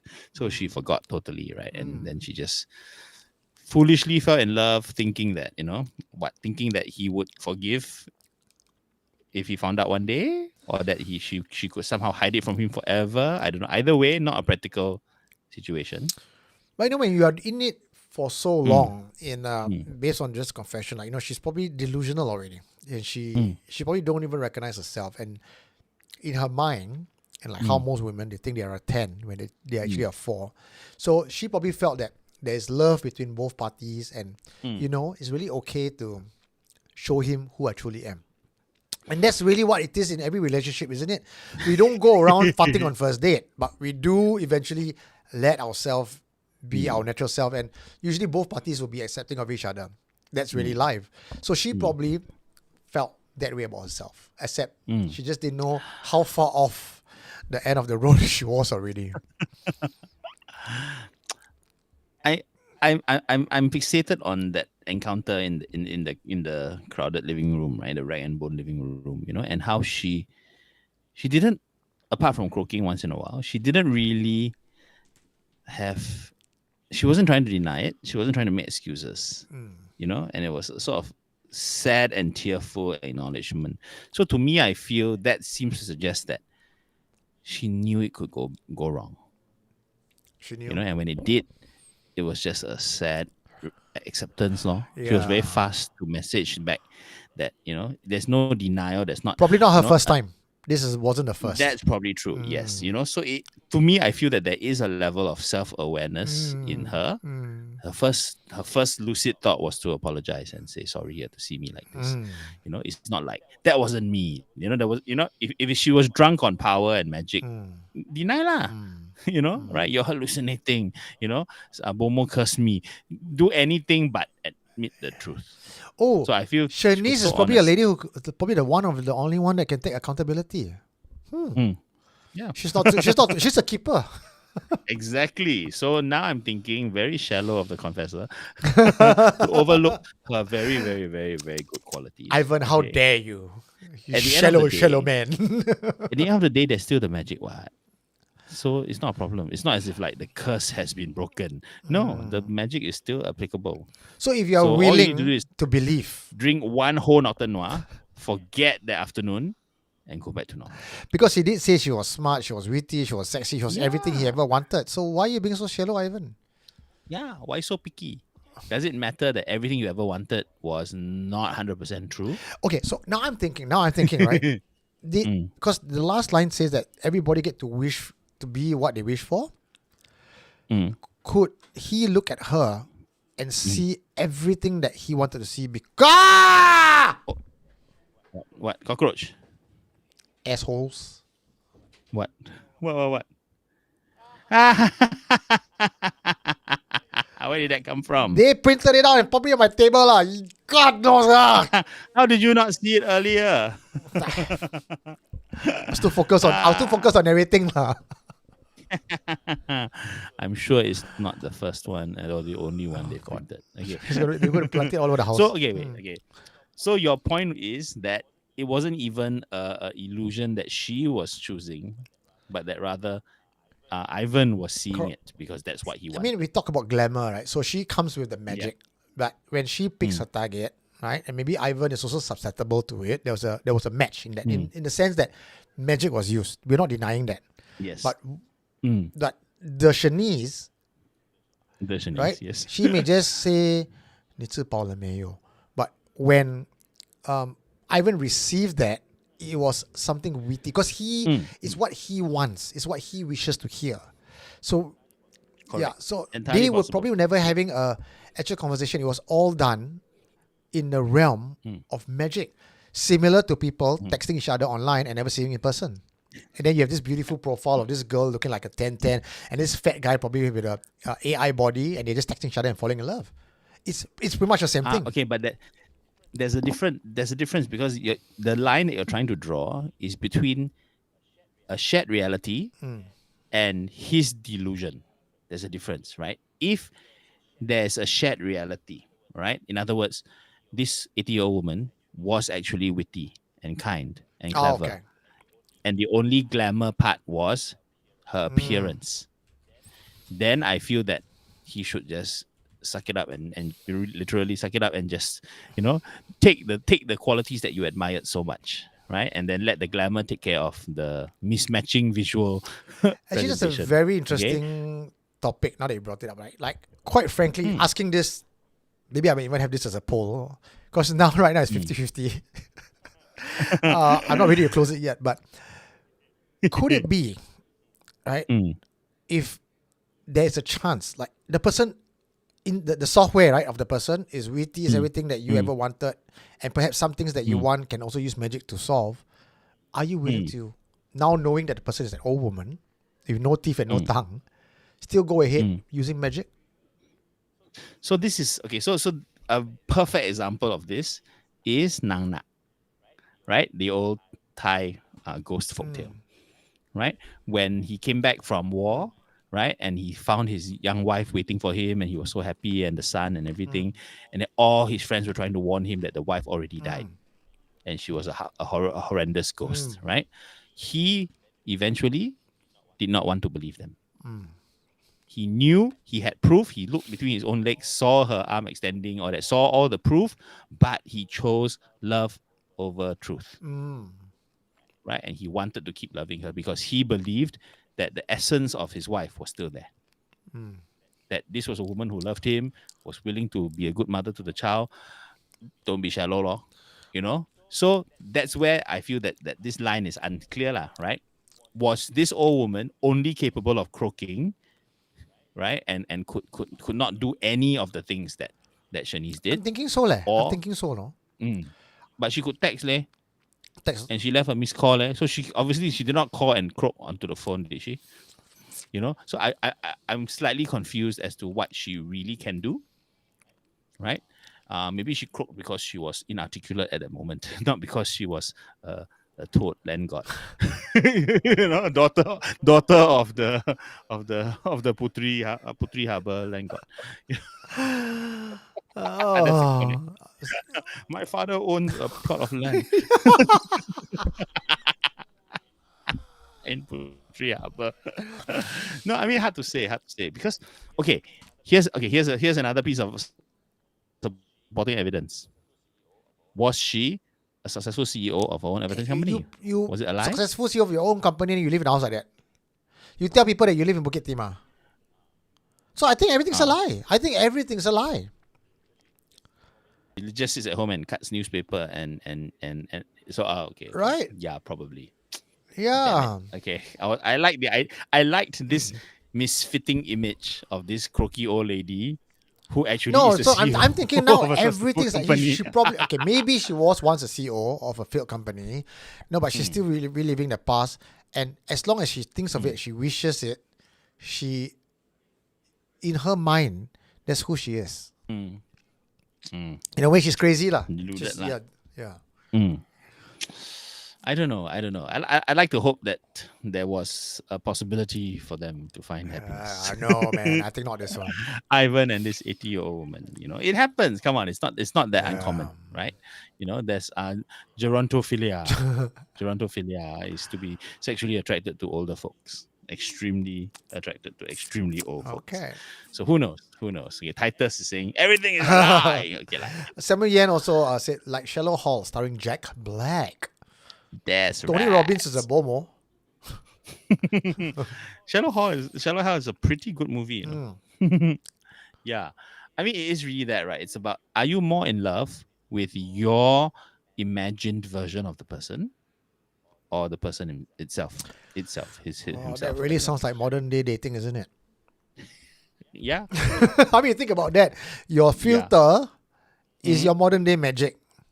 Yeah, true. Who am I falling in love with? Your profile pic, right? It is not real you, right?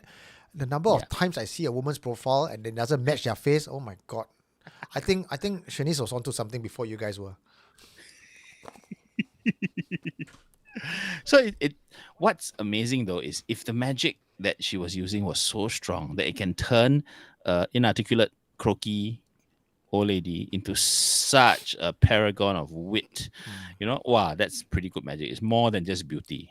You know, it's supremely powerful. You know, it's intelligent. It's, you know, not bad leh. So, Candle? okay. Oh, sorry. I got distracted because I got a bunch of people outside my studio giving me charades. You need lighter, is it? You want me to bring out candles? Birthday candles? From where? I got IKEA candles. Okay, Whose birthday sorry, is it? John.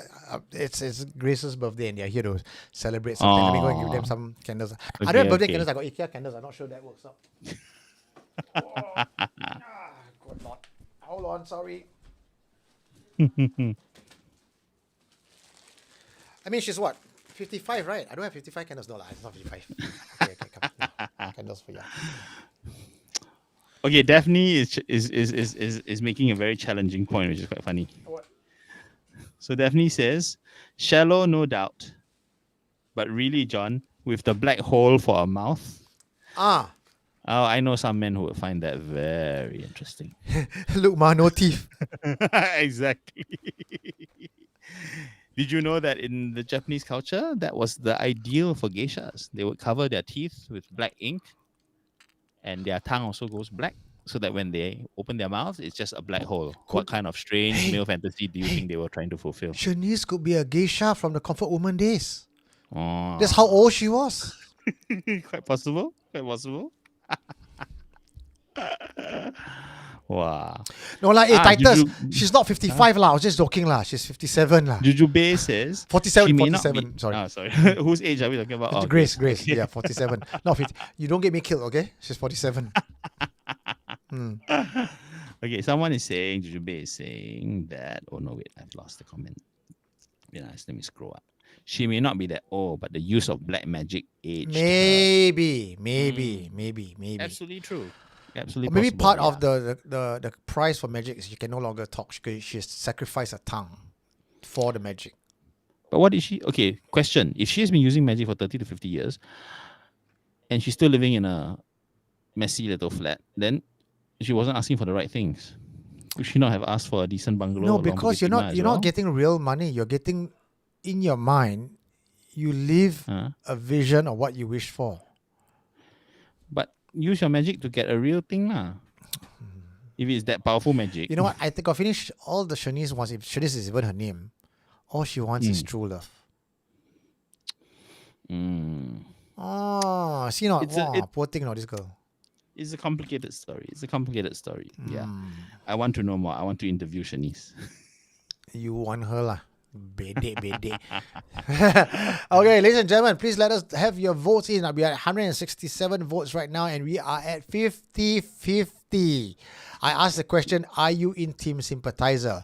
50% of you say yes, 50% of you says no. We are at a tie, and this poll has been going on for 44 minutes. We have about 350 viewers. We need more of you to chime in. Let us know. Right? We cannot let John win. That's not true. That's not true. That's not true. You can absolutely let John win. Because when John wins, the heart wins. Oh, that is his political speech. Very nice. Well done. Okay. Yes. Okay. You know, quite frankly, I'm not even looking at the time at all. I'm just going on. Usually by now I'm like, okay, John, we're at 11:30. We know we've got to wrap up and all. Today I'm like, you know what? Just let's see where this takes us. Okay, we got one more confession. But before we do that, I'm going to mention something that is about to end on Sunday. Right? We brought this up last week. Okay, we had a chance to visit Immerse for the special Halloween event. Right? Immerse is in Orto, which is opposite Haw Par Villa. Right, so pretty cool place. They have created some amazing immersive interactive horror experiences. Their usual stuff is about 18-19 minutes long, so it's quite hardcore. But just for Halloween, just for 2-3 weeks, they did a 15-minute version that's very fun, very high energy. Eugene and I screamed ourselves silly. It was quite fun. Lots of tasks to do, but it's not an escape room. You don't have to think too hard and get bored. You know, it's really very fast and there's a sense of momentum and urgency. So quite shock. So bring your friends. We have a special discount, a 10% discount if you use the code SC-Inmerse, INMERS. Right? It's on our Facebook group. Go and have a look at the details. It ends on Sunday. Yes. Right? Sunday's the last day. But they have 15-minute slots all through the day, all the way until quite late at night. In fact, tomorrow there are 2 slots that have been taken up by fellow SC community. Tomorrow at 9:30 and 9:45, there'll be 2 gangs of SC people. You're going twice, right? Yes, I will go twice. Just because I want to watch your script. I will walk behind and not tell you anything. No clues from me. Yeah. Okay, I will just laugh with the ghost. It's one of those tours that, you know, sometimes you go to USS, you go to all these horror houses, say, please, no filming. Then you go, then you forget already. Then you're like, you know, I remember that walk, but I don't remember what I saw. This one, they allow you to film. So you actually... in fact, they provide the camera. So after you finish this tour that you paid for, you know, it's a very, very affordable fee as well. You get something to bring home and remember. Yeah. I think that's very worth it already.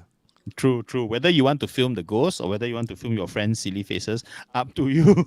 All right. But that souvenir alone is quite good. Correct. And there is a lot to film because as you turn the corners, the space changes tremendously. A lot of effort put into the decor. And you know how Eugene and I love good lore, right? This is a freaking lore fest. Every corner is another chapter of Chinese supernatural lore depicted so convincingly. Wow, it was very satisfying. It's like going to the zoo and seeing all your favorite Chinese ghosts. John, tell us how much it costs. It is only 38 before the discount. So quite worth it. And it is definitely, I would say, right? I mean, if you think about it, right? 15 minutes is about 1/10 of the time you would be at Halloween Horror Nights queuing. So, for the sheer impact of 15 minutes of solid stuff, so many different ghosts, so much to do. It's not you're not bored lah. Halloween Horror Nights, you're queuing, and then after that you are also queuing inside the haunted house because you're just walking behind, looking at the best out of the person in front of you, right? But this one, each group goes in, and it's just your experience. Will you survive? What are you going to do? Are you going to make fools of yourself? Are you going to be heroic? Up to you, right? So it has that extreme immersive quality, which is very good. So please do come and enjoy. If you are free tomorrow, 9:30, 9:45, drop me a DM inside the Instagram, and we'll see whether we can slot you in. If not, just book yourself and go form your own gang and go have a wild time. Okay, Slide into John's DM, guys. I will not announce the number because I'm not Eugene. You can text or you can me. just tell Eugene. You can slide I be to the Eugene's pimp. I be DM the and then pimp. link to me. I can. Eugene Why is you my want pimp. John? Tell me why. Send me your photo first. What's your stats? Yeah, because the 9:30 and 9:45 slots, we do have 1 or 2 spaces left. We kept it a smaller group so that you can enjoy more. But if you really want to come, we can squeeze you in. Yeah. Okay. Also want to give a shout out. All the promo photos, which is very well done by Immerse, Yes. is taken none other by our own SC community member, Fxxk. Yeah. He did a wonderful job. He's the guy who takes photograph for all these cosplayers. He does this, and I think when They look damn good. They look really to me, when I look at a photo, it should tell me a story, even though it's static and still. And I think Fxxk did a wonderful job telling a story with just a still image. Yes. So please let me know if you want to join us, okay? Or if not, find your own gang and go on your own and then tell us all about it, okay? Yes, you can slide into my DMs where Shanice is waiting for you. Yes, Ooh. I also want to let you guys know, please keep your dates free. The details will be out after FNL because today's our finale and I've been working towards this. So after FNL is out of the way, I'll be working on a podcast. So for those of you who are waiting for the podcast to be out, I promise you I'll be working on a podcast now that I have time. And also I'll be very busy the next 3 weeks working towards the 21st, 22nd and 23rd of November. Please keep those dates free. I will announce it on the Facebook group. But because you are live here with us, I'm excited to share this with you. I know John heard my plans and he's excited as well. Yes. And John is the hardest person to please because he's like the brand custodian and he's always going to question, why are you doing this? What's the whole point? And and I like that as well because it keeps me on a straight and narrow to bring SC's brand really up to the quality that we both envision you guys would love. So 21st, 22nd, 23rd is called the Something Strange Festival. Okay? Not just the supernatural, but we're going to celebrate all things fantastical, mystical, and the macabre. So on the 21st, we only have 30 tickets. Ooh. And this event is held at the very brand new House of Melissa at Changi. House of Melissa used to be Chalet F. It's a chalet. You know what we talk about Changi Chalet. But the Sundowners has taken over Chalet F and converted into a boutique farm stay. And they converted some of the rooms. I was there helping to paint and clean. I love the place so much. And I said, let's have the launch party here. 30 packs, and we have a chef as well. I'm not going to tell you about the chef, but let me tell you this. Like how John and I are artists and we appreciate a fellow artist's work, this chef is so involved with his recipe and the way he presents his food and cook his food, he almost neglect marketing himself. John and I know how that feels. And here's the cool thing about him. He has cooked for the last 3 presidents. Wow. And he'll be preparing the dinner for us that night. So there's a dinner experience, there's the place, and for alcohol, it's a home brewed mead, MEAD, the nectar of the god. Mead. Tell me where you can get mead in Singapore. Asgard. Yeah. Right? So the experience is extremely unique, and we're not even charging you an arm and a leg. Not even that, right? Okay, just the leg. one kidney. On Friday, we have Supernatural Confessions live show. Very nice. What is it in live show? I don't know. I'm going to be discussing with Jonathan to see what we're going to plan for you.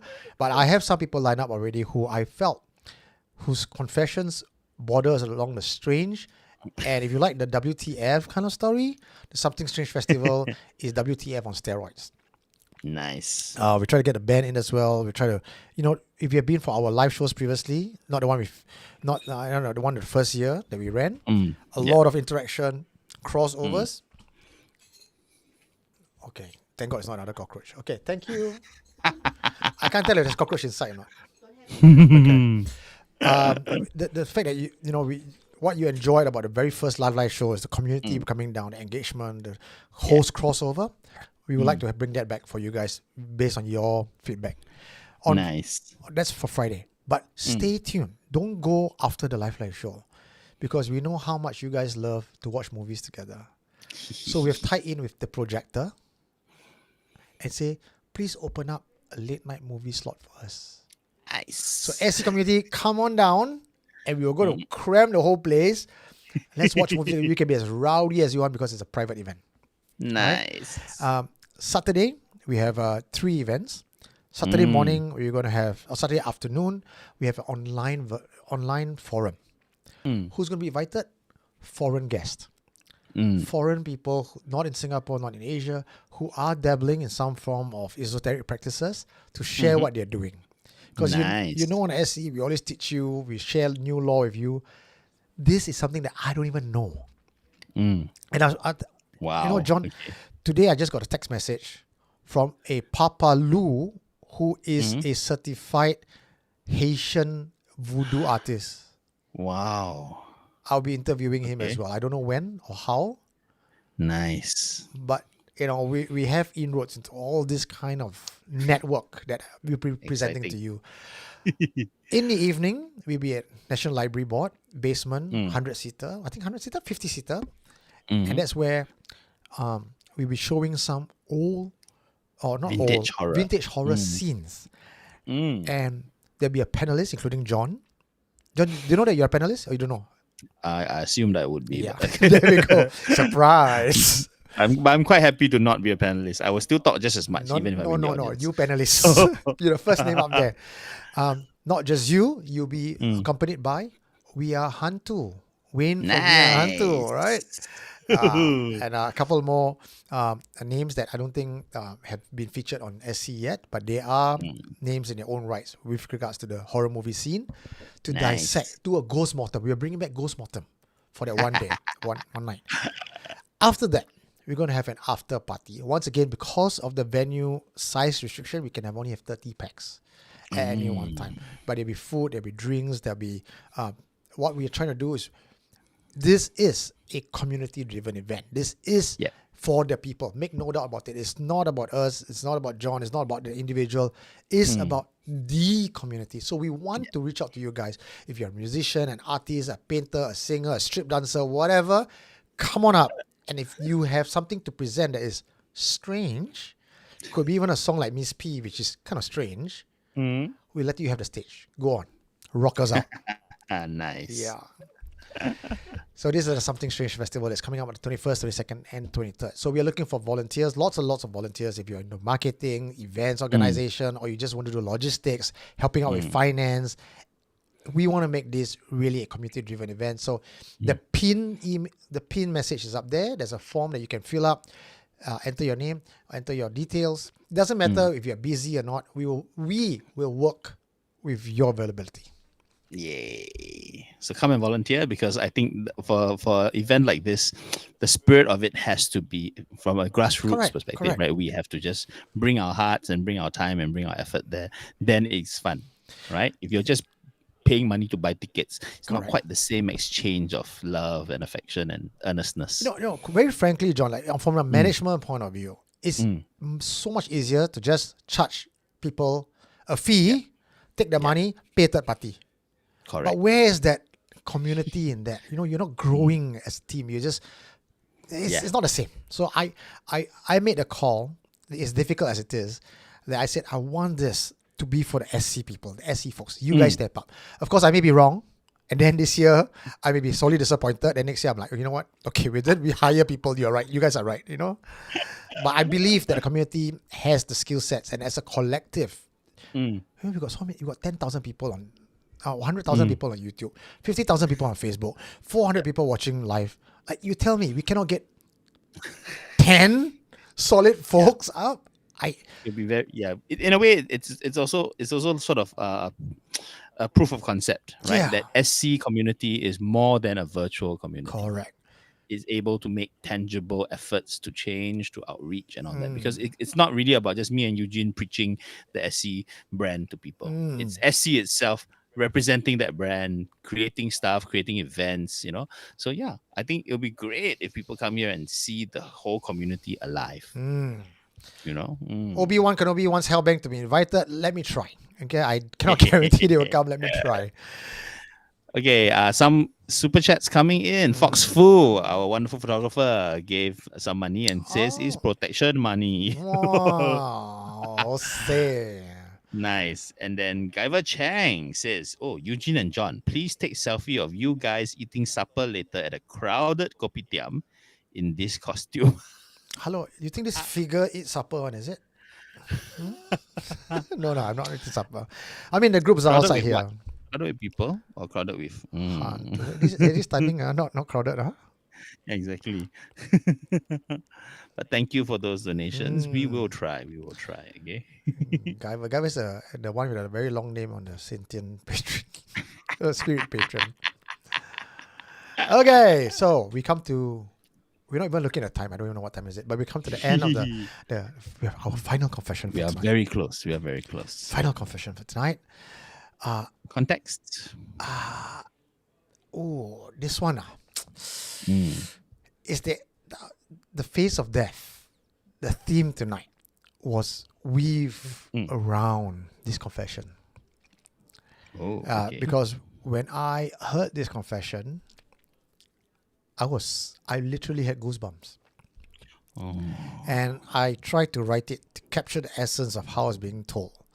And I asked a lot of questions. I managed to get the details. And most times when we look at a particular confession, it not necessarily have the details because most confessors run away from horror. In this case, they were very practical in how they treated the horror. But also it seems that whether you run or you hide or you stay, horror comes to you. Nice. So this one, John, I wanted you to read this because I wanted to end off Friday Night Live with your narration. Because I think, honestly, as much as I always say that I'm the sexiest voice in FNL, having heard our FNL over and over again when I was cutting podcasts and all that, I'm a fan of your voice, John. I love the way you narrate. So flattery will get you everywhere. Okay. So do us the honors. This one is Confession by Erica. I titled it The Face of Death, narrated by the immortal Jonathan Lim. The house I live in is a rented unit shared by 3 tenants. It's an old semi-detached house that's walking distance to an MRT station, a park, and a park connector. I lived there for 5 years without any issues. But ever since the new tenant moved in with us, we had some disturbances. The lights and electronic equipment kept failing on us. Internet router had to be reset all the time. The fridge would spoil, the aircon would spoil, the microwave would spoil, handphone batteries drained, all within the span of a week. Even the landlord, who was responsible for the repairs, was puzzled. The new tenant, Lynn, was a 30-something-year-old banker who moved out on her own because she had just ended a 10-year relationship with a married man. This was her chance to reset and rebuild her life. She looks like an average Jane, except that she suffers from night terrors.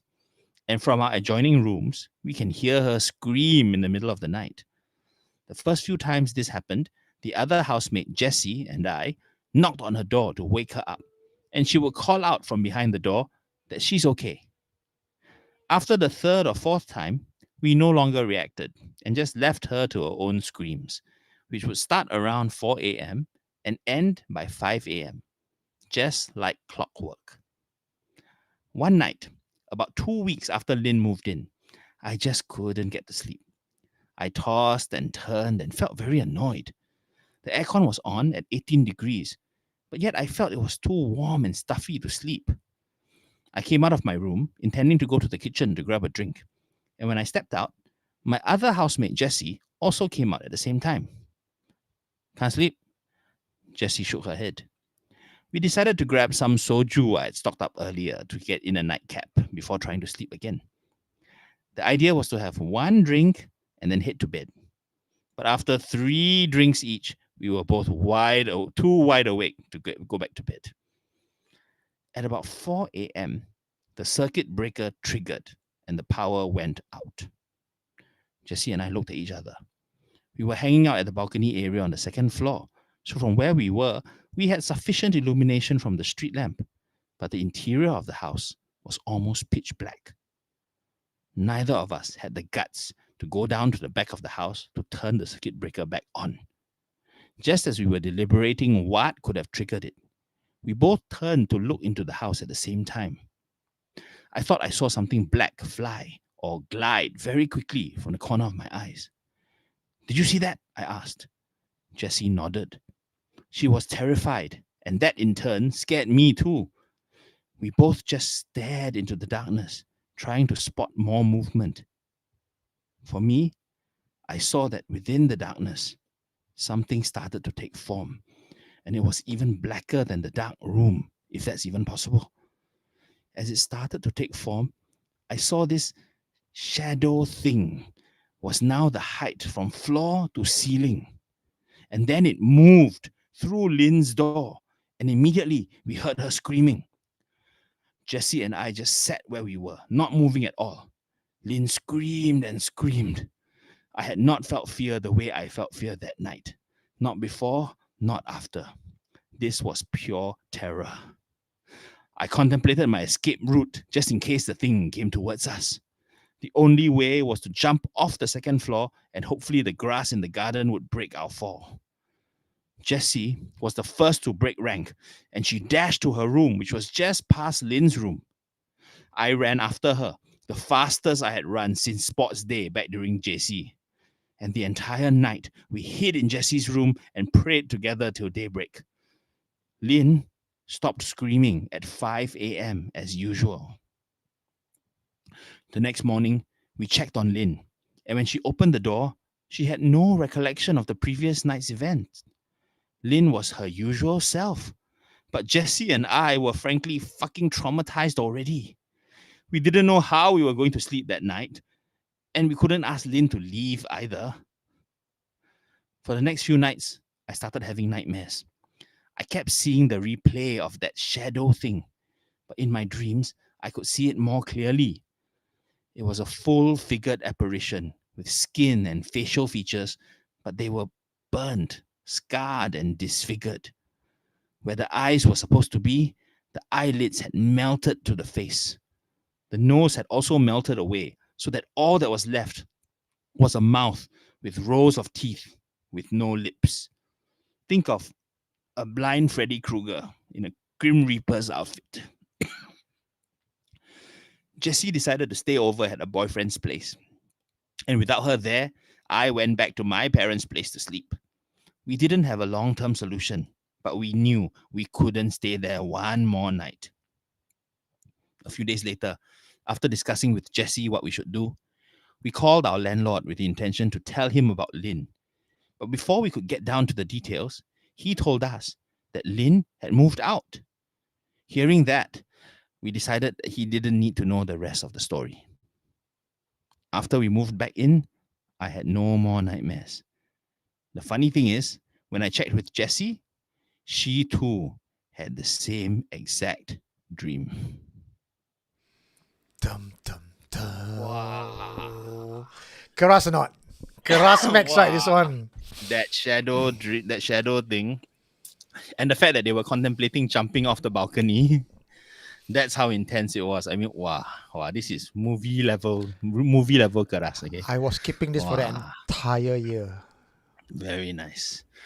And very puzzling as well, because what the hell? What the hell was going on? And why 4 to 5 a.m.? Why so exact? Why only an hour? What's going on? Right? I would imagine that if you were seeing something horrible as that in a movie and it goes into your friend's bedroom, she's gonna die.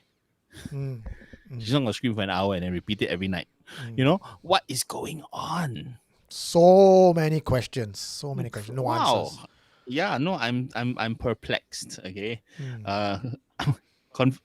Contributions will be helpful. Okay, what is going on? What do you guys think was happening from 4 to 5 a.m. between her and that thing? Okay, and of course, what the hell was that thing? I don't know, Was man. it a giant? Huh? Yeah, I don't know. Was it a giant head? No. No. He It's a there whole. was It's a whole a body. body, right? Yeah, Yeah. there was a body, but he described mostly the face, right? Okay. Skin and facial features, but they were burnt, but just really tall and thin, right? Freddy Krueger in a Grim Reaper's outfit. Wow. With no eyes. A blind Freddy Krueger. With no eyes, yeah. Oh shit. Was it burnt or just wrinkled? I'm trying to imagine. She said that it was like burned, scarred, and so I can imagine it's just a melted form.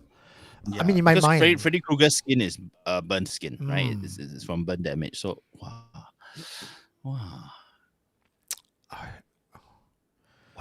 I want to hear. I want to hear what you guys have to say. Frankly, this is your time to text us. You chime in. I want to hear from you guys. Samuel Yan says this one is WTFest. Fusian says male succubus. Ooh. Augustus, we say Skinwalker reporting before knocking off. Connie says she ended her relationship. Something to do with her ex. Maybe Oh. maybe the ex. Maybe that is her ex. Or the ex cast a spell on her to bring her back. Yeah, it could be. That's why she right? never died. It's just to haunt her. You're not with me, right? I'll make sure you suffer. Could be. And then she cannot remember why she suffered. So she's just getting the effects of the disrupted sleep and the trauma without actually knowing that she's being traumatized. So she can't do anything about it. Could be. It sounds a bit more and more like black magic, right? A curse. And that thing is seriously the kind of thing that curses bring, lor. You know? Wow. I don't even know what culture this leans towards. Wow, come, speculate, everyone. That's why we have this community. Somewhere in between all our comments, we will get close to the truth. Wow. Shanice is the ex. Oh. Why did things end? Clover Milk is asking, why did things end after the one with the night terrors moved out? Because the thing followed her to wherever she went. Right? So it's not the house that's haunted. It's Lynn that's haunted. Shanice is the ex. Yeah, lor. Wow, what's going on, man? So how long were they haunted? How long had she been staying with them? Was it only just weeks? I think she said of weeks? no, like a month. I think she stayed there for like a month and she left. Wow. So forgo the deposit, forgo everything. What would you do if your roommate was screaming so terribly every night for an hour? I would not be able to just accept it and ignore it. You know, I would be freaking terrified just hearing it, right? You know? Oh, even Kwa is saying maybe she killed the guy in the previous life by setting him on fire. The ghost is coming back to traumatize her now after getting the black flag from Hades. Revenge. But if it's revenge, then why did she die? In a very long game, ladies, revenge. Yeah. I seem to I seem to get the sense that this is more about breaking her down, right? Tormenting her rather than killing her. Maybe Apricot's master saying that relationship with married men, maybe the wife is the one who sent. So I do feel I think a lot of people are leaning towards black magic, right? Because this sounds like the regularity of it, the fact that it doesn't actually harm her in any final way. It just torments her. You know, I feel it is something that is not a full entity with a full agenda of its own, but rather an extension of someone else's agenda, right? So it could be black magic, could be a Kakia spirit that's sent to do this. You know, even a Hantu Raja doing its master's bidding. Yeah. You know, at 4 a.m. go in, tickle her until she scream for 1 hour. You know, and then go away. You know, I don't know, man. But was she affected or not? Who? It seems that she doesn't. Lynn. I mean, Lynn doesn't show it, so I'm not sure whether she's affected or not. She could be very affected, but she's not going to show her new roommate or housemate that she's affected. I don't think you want to go there in your first week or in the first month start talking about your sad life story, right? So you just go, no, I'm fine. But maybe she really isn't. Clover Milk says I would call Eugene. Mark has an interesting idea. It was a part of Lynn's spirit. Oh, please elaborate, Mark. Tell us exactly how that's meant to work. Why is it tormenting her then? Ernest gave it a name. Ernest called it a dementor. Dementor. I like that. Yeah, Cat by Nine Tails is asking the same question, which is, what's the point of doing it when she didn't know about it? I'm quite sure she knows. I'm very maybe sure. the magic is against Jesse and the confessor. Okay, but the thing went into the room, so... Yeah, I went to the room to do what was necessary, which is make your roommate scream until you cannot sleep. Wow. But then, at the same time, taking the protection to make sure that the roommate is not hurt. So the roommate does not remember anything. Just falls back to sleep. It's everyone else who gets traumatized. That would be quite a sneaky kind of piece. But then again, I think magic, maybe right? that black thing have gone to the room nightly. It's just that one night, both they saw. Yeah. Correct. Yeah. So it's always there. It's always doing it. But my point is that if it's not really harming Lynn, then maybe she's not the target. She's just the tool that's being used. Oh, but you see, Alvin also says something. No, so Alvin Ong, somebody said, maybe she keeps some Yeah. spirit, macam kumantong, etc. Foxful. Something strange in the neighborhood. Who do you call? Okay, Terry Fu is saying Lynn knows what's happening because she replied she's okay when they check in on her the first time. Huh? Actually, she bade it lah. She's like, oh yeah, I'm okay, but actually she's not okay. Oh, I see. Okay. Taufik Banu. This one sounds like black magic. Black magic don't kill immediately. Most of the time, they torment until the time comes. Then they kill. Maybe likely. I believe in this. Okay, so what Terry Fu is saying is referring to is that, so it says in the confession, the first few times it happened, the other housemate Jessie and I knock on her door to wake her up, and she would call out from behind the door that she's okay. That's all. Right. So it doesn't give us enough info to say whether they would ask like, "Hey, are you screaming in horror?" It's okay. But rather they will just say, "Is anything wrong?" And she'll go, "No, it's fine." Yeah. So it could be either way. Right? Whether she knew that she was screaming or not. This one can be a Netflix series, man. Jerry Barry is saying, I'm sure Lena was affected. When I had my night terrors, I would wake up 10... Oh, shit. My screen just disappeared. Can you read that line? Well, where? I'm sure when I had my night terrors, I would wake up 10 minutes before the specific time in fear, knowing I would be disturbed at the time. Yeah, I think that if this was a genuine case of her experiencing night terrors, then definitely it would function that way, lah. I'm just speculating whether or not to the outsider it's night terrors, but actually it might not have been. Can you imagine? I just have a funny thought. Imagine this huge shadow spirit come and then every night at 4 a.m. enter the room, and then it's Lynn who's tormenting the spirit, and the spirit is screaming. This Lynn is some sort of like hantu dominatrix. Yeah. It's just the spirit likes the pain. Yeah, whip you with the cane dipped in virgin urine. Who knows? Clover Milk says, is there more than one thing that happened other than the night terrors? We don't know what happened behind the closed doors. Probably bad luck, poor energy, attention span, bad appetite, poor health. Don't know. Because not close enough and it's only been a month. Terry is suspecting that Lynn probably moves around different rental places when the ruse is up. No lah, because you're going to be paying deposit down payment. You're not going to do 1 month.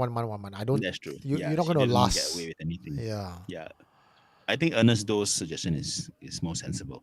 Lynn was doing the Grim Reaper. That's where the screaming That's why she didn't open the door when the housemates knocked. So the screaming was Lynn actually enjoying herself lah. Yeah, exactly. Yeah, Lynn's just a very, very lively girl. Then you barge your way in, you will see Freddy Krueger without the Grim Reaper costume. Oh, a naked burn man. Ew, yeah. Okay. Don't know, man. This one is really like, it's keras because it happens like a scene from a horror movie. But then after that, it's just completely perplexing because I really don't know where to start. You know, right? Wow. If we knew just a little bit more about I don't know. You know, when I was reading the thing, right, when I was listening to the thing, and I was like, oh, she says she got nightmares, she dreams. Like, you know, in my head, it's like, yeah, because you saw the shadow, you were traumatized. It's only normal to have a nightmare. And then you insert the missing bits with scenes of movies that really scares you, right? Freddy Krueger being one of them. And we all know how scary that movie series is for some people. But then the very last part, she says, yeah, but you know, my housemate also had the same dream. And I'm like, oh, that really debunks my initial hypothesis that it's just her being traumatized. Terry Fu. The black figure is Lin. She's taking that form and going for revenge with the married man for breaking her heart. So she comes back at 4. She actually lives at 3. Yeah, correct. Oh, she comes back at 4, and then the transformation back to her Lin was form painful. That's why she painful. screams. It's like, yeah, then she screams for an hour. Wow. So Lin is the villain. Like, that's a twist at the end. She's the villain. Correct. No police Gerard calling Tay all. is No. saying, is it the house god fighting Lin, whatever spirit? Oh, that's interesting. So the house god is the Burn Grim Reaper, Blind Freddy Krueger, is it? It's true because there is no evidence that is the thing causing her screaming. It just went into the room, right? So it could be that there's already something in her room with her, or something, and then the house god comes every night to try to like. What's the one motherfucking ugly house god, man? Toad, come on, it's a toad. Oh yeah. Okay. Our standards for house god beauty have changed. Okay? Yeah. So, yeah, relax your prejudices. No police call at all. Selena is asking. No, again, Screaming at Fxxk I don't timing. know. Maybe semi-D, not that loud. The houses are. Neighbors can't hear. Yeah. Wow. Lin Lin has to lie because she couldn't find a landlord to let her rent the room. What do you mean? As in she wants to break contract lah. Is it? Or when she wants to rent it, then she cannot tell the landlord of her all these problems that she had lah. But you know what? It'd be easier to just rent a house, maybe a HDB 1 room 1 hall, cheaper than renting a semi-D with 2 other housemates. I think that's another thing which the MSA can do. We provide temporary housing for the haunted people. 4 to 5, 1 person scream, then 5 to 6 another person scream. Everyone just stay calm. Right. You know? Yeah. Right. It's like a hospice for the haunted. Hantu hospice. Okay. Koma Ratman is going to sleep now. Okay, you guys enjoy. Guess he's going to miss the AMA session. Alvin Ong saying, I'm confident she's keeping a spirit in exchange for an hour of great sex. Yes, a jinn that's in love with her, Hanafia is saying. Yeah. Maybe. The exact nature of those screams has not been identified. So, I like this. It's very open-ended. There are so many possibilities and not enough clues, unfortunately. Is jinn capable of love? Yes, because if we understand the Arabic law about jinn, they are just like humans. They're able to be good, bad, evil, selfish. They can love. And we have cases where jinn fell in love with human beings. So yes. They're supposedly more highly evolved than humans. Right? They're up the ladder from us, not down the ladder. So no, I'm about to end off the poll. We have 216 votes, and I'm not happy with the result. Is it still tied? Ladies and gentlemen, I'm not closing the poll just yet. We kind of need a few more votes here. Don't like that. Okay, lah. We got to be fair. Okay. Okay, So come, let's announce it. Because no more confessions already. Yeah, Okay, we have come to the end of the show. We got to end the poll, and we're going to bring in my house guest to come in to sing a birthday song as requested by Sean Chen. Nice. And the final result. Okay, I'll give you 60 seconds, guys. 60 seconds. From the Walao eh. So Trumpian. enter your poll now. Are you in team Hantu sympathizer? Are you a yes or a no? Okay, we want to close this poll right now. Vote with your heart, everyone. Vote with your heart. Numbers just skipped to 54% from 53. You know what the truth is. Okay. Any last words, John? Any goodbye final message? Yes, vote wisely. Yeah. Now fixated with the vote already. Yeah. Okay. Come on, reveal the truth. Reveal the answers. Okay. Suck it up. 219 votes came in for 1 hour long Yeah. poll. The question I asked is, are you in Team Hantu sympathizer? The results is 54% says yes.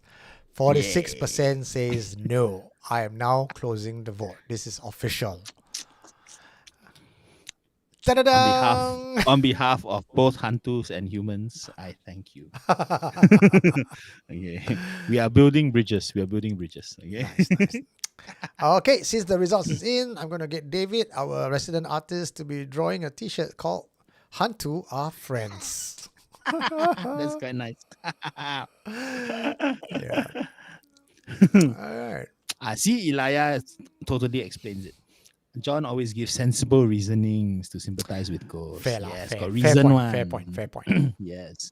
Elvin Ong said, we are all compassion. Yes. Recount. Samuel, you stay up till 4 a.m. You go and recount, okay? 1% abstain. Who are the ones who abstain? Tonight, 4 a.m., you will be haunted by the demon. Make Hantu great again. Okay, now that we have come to the end of the show, we are going to close the show and then we're going to come back, okay? And then we're going to go for AMA. Do your song first. Which song? My second song. Happy birthday. Oh, yeah. Okay. For those of you who are sitting outside my living room, looking at your handphones, please come into my room and we can sing a happy birthday song. Yes. Pretend you are shadow thing entering Lynn's room, okay?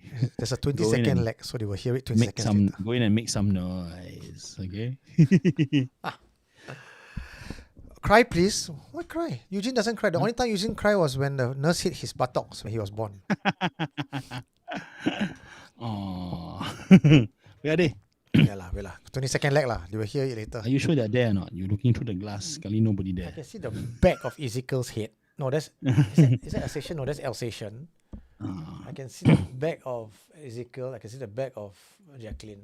Where's Desmond? Desmond went home already. And then they turn around and their faces are blank. Oh, yo. You don't know. SC FNL is becoming more of a get-together for Hantu. I can imagine all the Hantus around me nodding and slowly applauding. This is all a scam. We're just trying to make you all gather so they can soak up your life force, okay? Yes, we are just a watering hole for the Hantu. Hey, they never hear. Yeah lah. Yeah, come in. They come in. Okay. What? That's how long the lag is. Okay. It's super long. Where are they? All shy, is it? Come. Join us on screen. They are standing up. They are being the typical Singaporean kids. When the teacher say, come for in, then they'll stand up, drag the chair. Okay, I will move to a wider screen, John. So let me. Yes, please do. See you coming in. Okay, come stand behind me. No cockroach. The cockroach on the floor. Let me see if I can.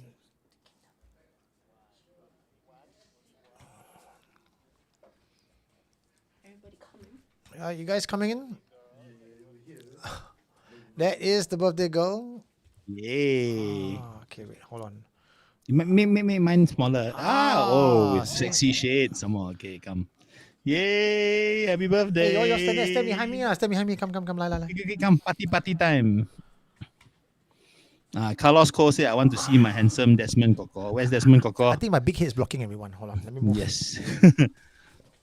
Oh, nice. Okay. Hey, must lower down lah. Otherwise, it's a very weird piece of OnlyFans. Come on. Yeah. Nice. Cockroach and all. I love it. Okay, come. Get your guys in the position. Nice. Assume the position, please. JK, okay, you're all outside, okay. Okay. Ready? Come, Eugene. Birthday? Conduct your choir. Birthday song, Hey. On the count of 3. 1, 2, 3. Happy birthday to you. Happy birthday to you. Happy birthday to Grace Child. Happy birthday to you.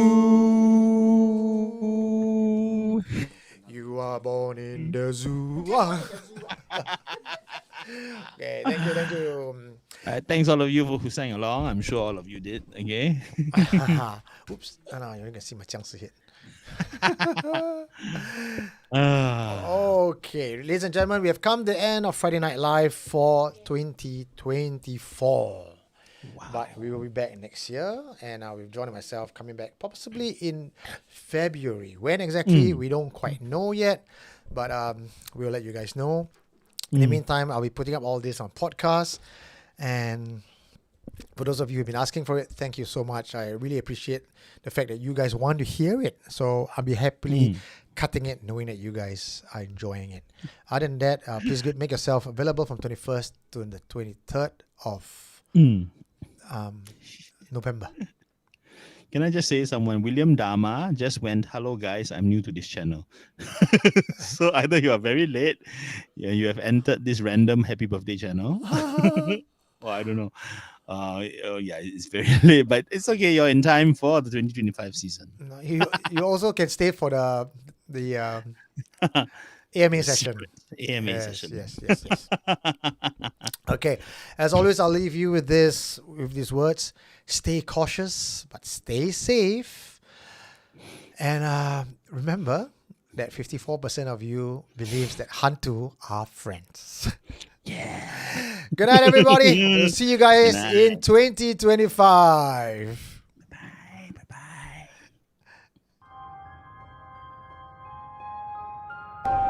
What did you find? You are listening to Supernatural Confessions.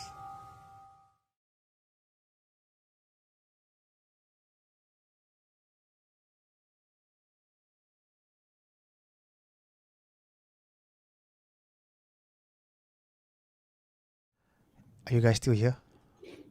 Ooh. Is everyone still here? Who's left already? I think everyone's gone. Everyone bye. I see all the good night messages coming in. Okay. This is a secret post-credit scene. Can I remove my hat already? And this is where you reveal that you are actually Shanice. Oh boy, my hair is so flat.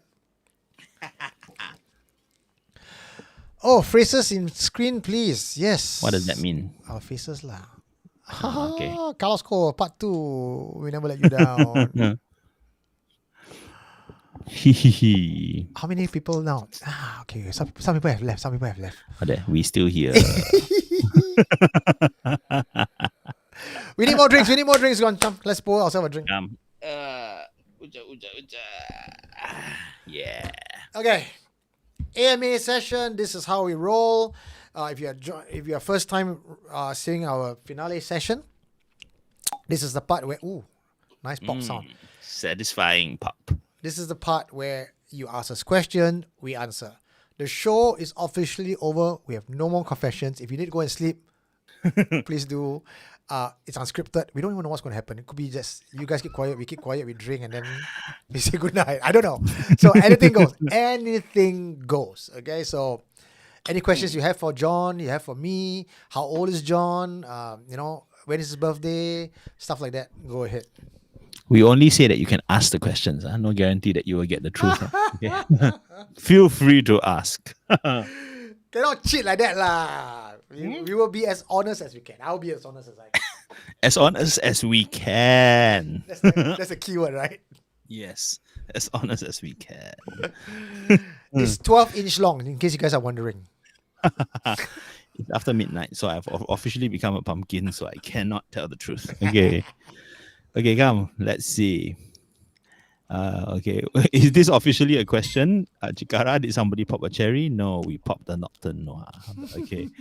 Hi, John and Eugene. Have you watched the Taiwanese horror Incantation? God. Thoughts? Wow. It was controversial for a while, right? Because some people really hated it. Some people thought it was quite gimmicky, right? Some people were quite charmed by it. What were you, Eugene? I did not like it at all. Why? Why? Firstly, I did not like the protagonist. I felt that the mother. No, the not the mother. All the characters lah. Frankly, all the characters. Oh, okay. I did not feel that their actions allowed me to sympathize with them or feel sorry when things happen to them. Or in the Yes. last part where the guy come in and he start going in like, why are you doing that, you dumbass? And then when he died, like, you deserve it. So as far as storytelling goes, you didn't buy my emotions into it. And then I kind of really know that this kind of show, there'll be kind of gimmick. So I'm fine with the gimmick. For me, the main gripe is the characters did not make me feel for them. So I was throughout the whole story, I just wish they would die. Does that make sense? Do you feel that way?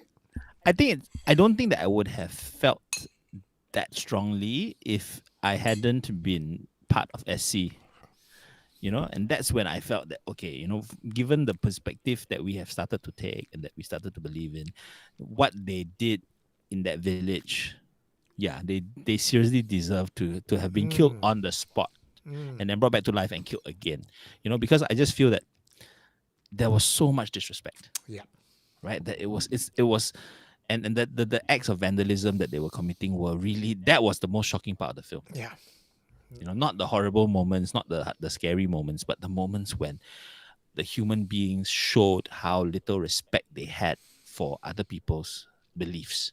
Deserving. No, it's very true. So it was offensive, right? But I'm wondering whether that too was deliberate, you see? Yeah. To do that, to do it as part of the plot, to stir us in a way that no horror film has stirred me before. That I personally wanted to go in there and help wring their necks. Yeah, but see, that's not a positive emotional reaction you want from your audience. And as a writer and as a movie director, that's not the way. That's not the place you want to go. Maybe they wanted to shock, which they did. They did shock, But I do feel that because at the end of the day, the thrust of the story, didn't really benefit from that shock. There were other things going on that seemed to be, parallel paths, right? Right. So I feel that the shock was a by the way thing. Okay. But I do appreciate a movie that can truly shock me. Okay. It's the human centipede. Yeah, I was just about to say human centipede. Yeah, there's a certain mastery in being able to dare to do it and then to stick to it to the end and earn the vomit. Or earn the disgust. So for that, Okay. Wow. Oh, so many questions. So we got enough time. Our session wants us to go to 4 a.m. So I'm going to go line by line, right? So I know there's a lot of questions that come in. Short intro of you two, Koma Ratanam says. Hey, Koma, I thought you were sleeping. You still want to go tidur?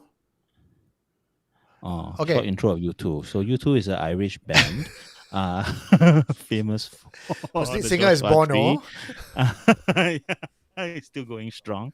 Okay. There's U space 2. I see you space too. Short intro, come. Okay, so myself, my name is Eugene Tay and founder, producer of Supernatural Confessions. I started this channel in 2015 based on a book that I wrote in 2014 and published in 2015. Myself, I believe in the Hantu and I've always been learning and understanding about the Hantu.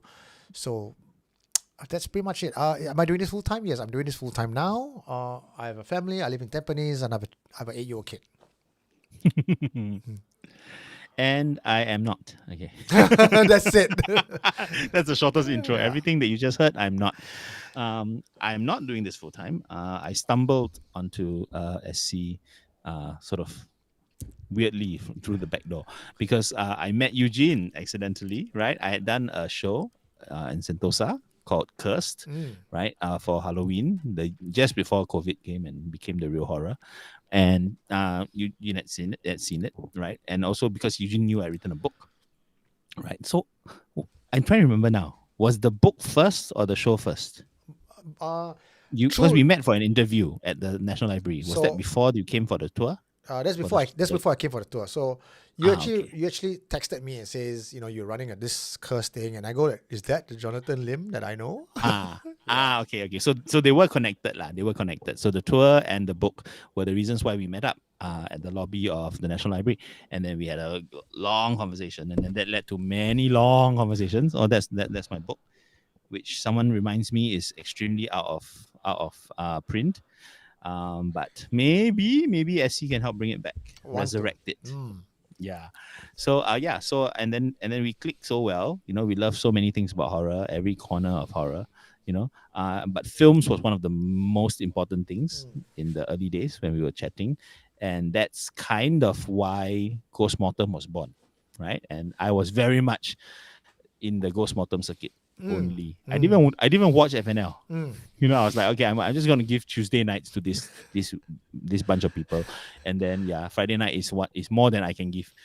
So I didn't even watch it for the longest time until I started to get to know the hosts. Then okay, every now and then watch. Yeah.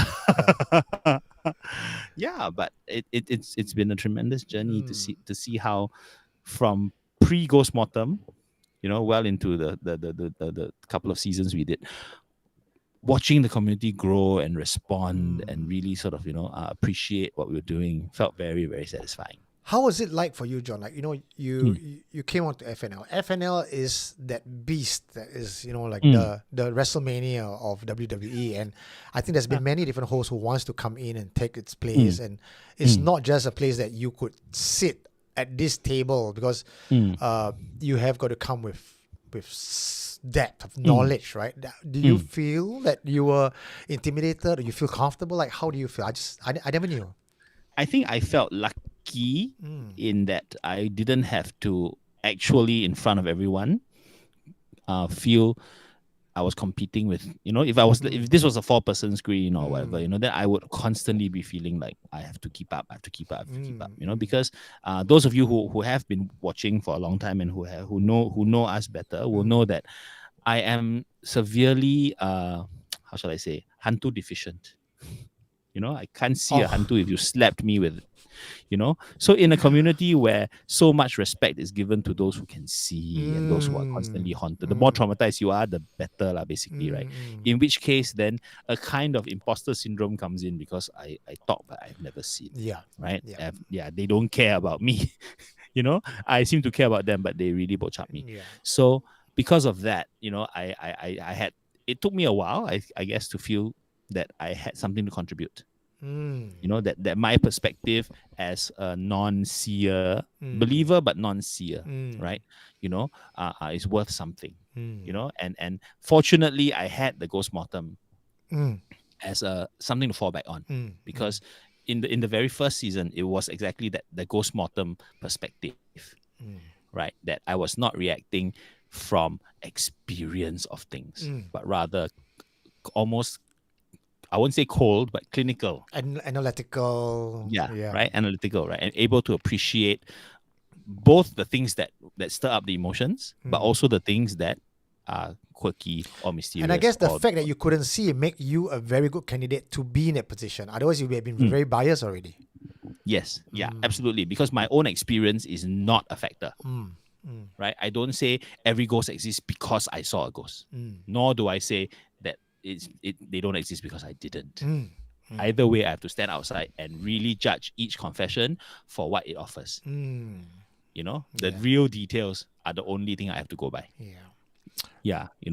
But was it very tricky for you as a co-host dealing with a person who doesn't have that same sort of enthusiasm to believe? No, right. I remember our first live show.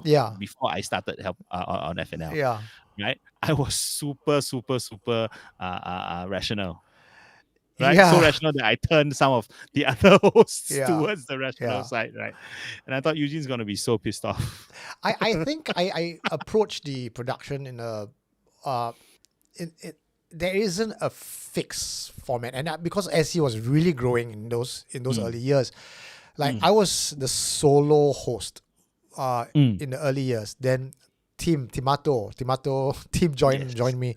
It was just Tim and me. And back then, because Tim was the curious interviewer, I was the only one, I suppose, with the knowledge, the answers, right? So it just became one man, one voice. And even back then, I knew it couldn't be one man, one voice, also because I myself is interested and curious for a discussion. But there was no discussion to be had because no one had the knowledge to discuss back then. So I invited E.T. E.T. was a very close friend of myself and Tim, who's now running Radio Paranormal Singapore. And I said, E.T., I think I need you to be my opposing voice, because I cannot keep hearing myself. It gets a bit gelak. Even for me, I'm gelak, right?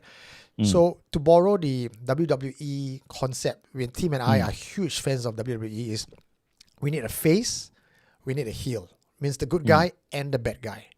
So if I'm for the Hantu, because the whole community was built on belief that it must be the Hantu, and that's where the Facebook page and group came about, then ET will have to be the heel. He has to be Hantu don't exist. But not entirely don't exist, because he is coming from the point of skepticism and science before he believes. Whereas me, I come from let's believe before we debunk. So there was a very healthy banter between the three of us. And I think that became the season 1 of it. So I allowed it to happen because I think that was by design. So back then it was Hantu no, Hantu, Hantu no. No, it's just yes or no. Then when the next group came in, they were interesting because one was from Australia, one was from Kuching, and then there's a lady's opinion as well. So that opened up the discussion from just Hantu no Hantu into what lay people would then also chime in. So they became the voices of the community. But and that was fun. But that also posed a problem because it became very exclusive. Like if you were already a fan of FNL, you would understand the joke and appreciate the humor. But if you're not and you're coming in to listen to Ghost Story, you'll be lost. So then I wanted to find a balance between season 1 and season 2, in that sense where we needed to have the fun banter. We not take ourselves so seriously, like we are the science and we are trying to prove or disprove, it's not. Like people enjoyed the fun banter, people enjoyed the depth. Then when you came in, I was like, okay, we already had 5 years of Ghost Mortem, 5 seasons of Ghost Mortem, which is about 5 years. And then it was just potting over that chemistry plus your depth of knowledge over to what we have. I knew what I didn't want. I did not want Hantu is real, Hantu is not real. Because after 4 years, the community knew Hantu exists. Full stop.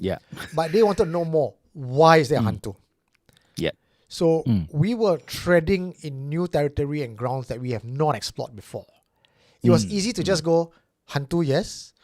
EMF, it was easy. But back then, when people were learning, you could get away with it. It was fun.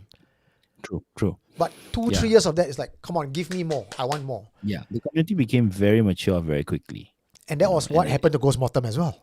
Yes, exactly. So it became, the onus became, what was on us as hosts, right? To advance our thinking and our perspectives enough to keep everyone tickled, right, challenged, but at the same time also relaxed and have fun with that. And it was kind of tricky. I think the having fun part was the hardest for me. Is it? Because you asked me to be part of a panel discussion, easy. But that's like I can lecture you. I'm a lecturer. But the fun part was something which I felt I needed to figure that out. And also because I'm not really sort of a podcaster or whatever, So this whole thing, I learned a lot during GM. Right? I learned a lot during GM.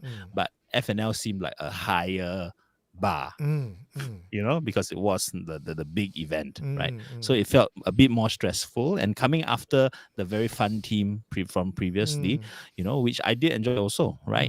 I felt, wow, how can I possibly contribute enough to balance that kind of fun? I'm not that fun, I get really focused. When I'm chasing a perspective or chasing a point, right? I get a bit focused, right? Because I'm a bit more of a scholar that way. I like that, But I'm grateful that seems to be going down okay with people, and I'm starting to enjoy myself, which is great. Nice. I think people who watch us, I receive sometimes text messages. It's like, we love your chemistry, and that's not something you can script. It just comes naturally. I think the big magic moment for me was, I don't know when, there wasn't a specific moment, but there was a point in time where I suddenly realizing, Eugene just said something that I would have said. Like Eugene's being me. Oh yeah. And that made it easier then for me to, then I'll be Eugene for a while. So we take turns, kind of like do-si-do, we take around, so it's not a firm camp, right? There are these perspectives, but the perspectives shift between us. And I think that's kind of fun because it prevents predictability, right? And also it just prevents us from becoming closed in. And I think that that itself, like, to find a co-host to be able to even pick up a ball and run with it requires prior knowledge even before SC. Like you couldn't have done this if you didn't write a book, if you haven't done your research. So that depth of knowledge is something that, you brought a lot of value to the table. And, with two people with that depth of knowledge, we could explore a particular topic in 10 different ways that I was not able to, go that in depth prior. So kudos to you for even challenging me sometimes. Like when you ask me, you sure there's only one? Maybe there's five. They're like, okay, I didn't think of it that way, but let's go with it. And then we pull a lot of, I think we pulled each other along. There was a lot of lifting up. Those of you who were with us during GM, you'll remember that was always the sort of secret mission of every GM episode. To teach me Whatever something interpretation Eugene had, we're gonna screw with it and completely confuse him after that. Right? And most of the time we managed to do it, and it wasn't me on my own. It was with all the people from the you chat guys contributing, right? To sort of bend Eugene's. I think out of 5 seasons, only one season I won. I remember something to that kind of like 4-1 kind of ratio. It was rigged. So okay. So more questions. Now you know how it began. More questions to go to. Let me answer some of them very quickly. Fushan is asking, been wanting to ask this, what happened to the video of Bali trip? Unfortunately, Fushan, the Bali trip was actually filmed and it was supposed to be edited by JDC, Joseph Dakota. And then Joseph Dakota has been not working on that because he's working on his own project. And like I said, SC has been always a project of passion. No one's being paid for anything. So because there's no monetary exchange involved, I cannot crack the whip and says, you owe me. Someone doesn't deliver, it's just unfortunately gets. Do I want to see the Bali trip? I do, but because it's been so long and it's kind of like, oh man, I would just rather go down to Bali and film again. Just do another trip. True. Next one, will Tim Arto be back? The reason why Radio Paranormal Singapore has not been consistent is because Tim is extremely busy. He's when he switched radio station, DJ, he's doing like his own solo show, not with a partner now, and that's his day job. And Lord knows, I know how tough it is to actually juggle 2 jobs and try to be consistent with Friday Night Live, consistent with Featured Confession, to a point where I decided that I needed to stop my day job and focus on SC. It takes serious kick-ass commitment, and it's not Tim's fault. Really, it's life gets in the way. And Tim is as pedantic as I am, and as John is. We want our podcast to be top-notch quality. One episode takes a whole week because you got to do the interview, record, edit, polish, run the show, post edit, and then load up. True. No, I love to have Tim back from time to time, and I think ET and Tim have both agreed. ET is just as busy because ET is now running his own private dining on weekends, so he burned his weekend, Friday, Saturday. Yeah, that's true. For 2 years, it's burned. So maybe they'll be back as guests, but to be regular, unlikely. Unlikely. I mean, I always think to myself that this was it was a project that was able to blossom because it was COVID. That we had such talented and generous people with nothing to do.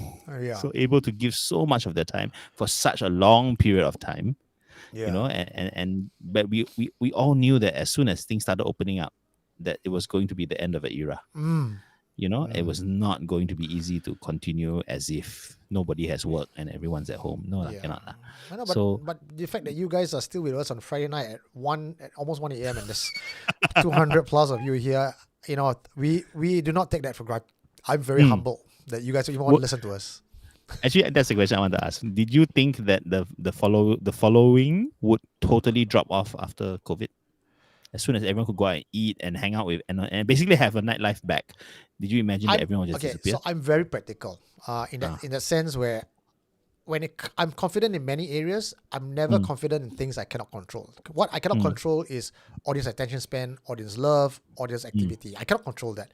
And if I cannot control that, I will take the most common denominator, which means when the doors and gates are open, I expect the show to die a natural death. Like I was ready for that. Not that I wanted it, but if it has happened that way and I have to bow down and says, thank you for all your attention, we are done, I was ready. But the numbers just grew and grew and grew. So surprise. It was a surprising outcome. Nice. Yeah. Shrunken, yes. At the slip of my tongue, it was Hantu Raya, not Hantu Raja. Yeah. Yes, although Hantu Raya does act like he's a Raja. But okay, yes. Somebody's hero is asking, if you work in the medical field, can a hantu follow you home and start? Why not? That's an interesting question. Yeah, why not? Why do you think that a Hantu cannot follow a medical person home? Check Is out there something you know that I don't? check out one of the confession. It's actually a part 1, part 2, part 3 confession, I guess. It was Rose's mother. She's a nurse with also the third eye. And a Pontiana actually followed her back home. So answer to Yeah. you, somebody's hero, yes, can. Interesting. Or is it because you think medical field means they are a bit more skeptical? Is that what you're thinking? Oh, I know a lot of very superstitious medical people Yeah. as well. So I'm guys, I'm literally going line by line. So if you have Yeah. texted, please forgive us. Just bear with us. We want to answer as many questions as we can. It would not be an AMA if you don't answer questions. I'm assuming pumpkin ghost is not a question. So okay. Okay. John's John's age. age. Yes, I have an age. Okay, Three- next. 350 to 550. Someone says that way. We don't even know. He's the man before time, guys. Yeah. Okay lah. It's I was born AD lah. So with every season you're getting closer. Okay. John, am I married to myself? Yes. John's married I'm to in his a work. long-term- He's married to Long-term theatre relationship with me and my obsessions. and his right hand. Yes. Why not left hand? Oh, Why not both sorry. hand? I should Why be, not no hand? I should be inclusive. Okay, I didn't like the movie, but I was intrigued. Okay, this is back to incantation. Okay. Right? Okay. Oh, I didn't realize it was based on a case from Kaohsiung. Okay, this one I must go and Okay. research. Okay. Chikara Gaming. Eugene, I know you're a firm believer in aliens also. What are the chances there are also aliens that visited but died here and became ghost aliens? I mean, the only reason I'm not laughing and mocking this point because I believe the word aliens these days have a connotation of grey, big eyes, go tudu-doo, tudu-doo, tudu-doo. But the ancient gods are ancient aliens. We being created, if you believe in the whole Anunnaki law, we are alien species. So I do believe that there are ghost aliens in that sense, or maybe ghosts are aliens. So, but you know what? If you go down this conversation, Chakra, I can have another show lah. Really, it's you don't want us to get me started on that tinfoil hat. You'll be what's that show that we used to have the conspiracy on? On the fringe. Wait. On On the fringe, fringe. yeah. Yeah, it'll be a very on the fringe thing. Yeah. I mean, we're still waiting to find out what that connection is between the world of the spiritual and the world of the extraterrestrial. Yeah. Right? There may be an overlap. I don't know where it is, but I do like to imagine that the whole alien thing has been choked by the West so much, right? Because they're the ones making a big fuss about it, right? And more often than not being fools about it as well, But I'd like to imagine that if there were aliens, they'd be in Asia because that's where everything's happening. It's where the technology is happening. It's where the thinking is happening. It's where the weirdness is. So, yes, maybe one landed in Area 51, but all the rest landed here. Right? That's how our civilizations grew so fast. What you don't know is faster than best. Malaysia and Indonesia both have buried pyramids. Like they have found things. They found things in Malaysia. A meteoroid has struck in Malaysia, in Kedah, I believe. In the north side, there's like some hidden archaeological dig site. So there's a lot of things that we mainstream people don't know, and we think that it's not in Asia. But you'll be very surprised. But okay, for someone who is interested in the kind of territory that Chikara is talking about, right? Well, not really, but okay, the Eastern alien idea, right? Go and do yourself a favor. Go and do a bit of Googling regarding the ancient civilization of San Xing Tui. Right, this is an ancient Chinese civilization which shocked all Chinese archaeologists and anthropologists because they had not have any clue that such a culture had existed within their own timeline. Right, and when they discovered it, it just blew the lid off everything. It's like, what the hell? The way they visualized their gods and everything completely different from any other Chinese culture before or after. They're like off the charts completely, and there's a lot of room for speculation because some of their gods look extremely like our imagination of aliens. So if you show Eugene, he will just go confirm, chop. Ancient Chinese aliens. But it is for someone who doesn't really think much about aliens. Looking at their stuff really makes you wonder, like, okay, then where did they get this kind of thing from? Because no other Chinese person thought this. So they know something which no one else knew. And it died with them because their culture did not move on. I think Chou Tofu was created by aliens. No human being would have bothered creating that stinky dish. In which case, you are saying that the people of Hong Kong are aliens. Okay, Foxfu is asking, any future upcoming next 1 year, 5 years plan, dreams project for SC? Yes, I can share with you. Next year is SC's 10th anniversary based on my book, right? I am working on a 10-year anniversary book, aided by this lady called Cheryl, who's actually interviewing me every once a week to put together my thoughts into a special commemorative edition next year. Nice. Based off she called it the OS, the origin story, and the extended story. So to give fans of Supernatural Confessions an idea how it started, where is Eugene Tay now, what is SC Universe about. So that's my immediate goal. And also Something Strange Festival is an idea that is seeded this year, but next year will be probably the first inaugural festival on a large scale, and it's going to be every year if you guys will support that. Supernatural Confessions, the movie, is also coming up soon. We have created a short version of a longer film, and the idea is to actually get it into a feature film based off a true story. So the Supernatural Confessions universe, based on the people that I've known and met and all that, would likely be a 5-year, 10-year plan. So that's a big dream for me.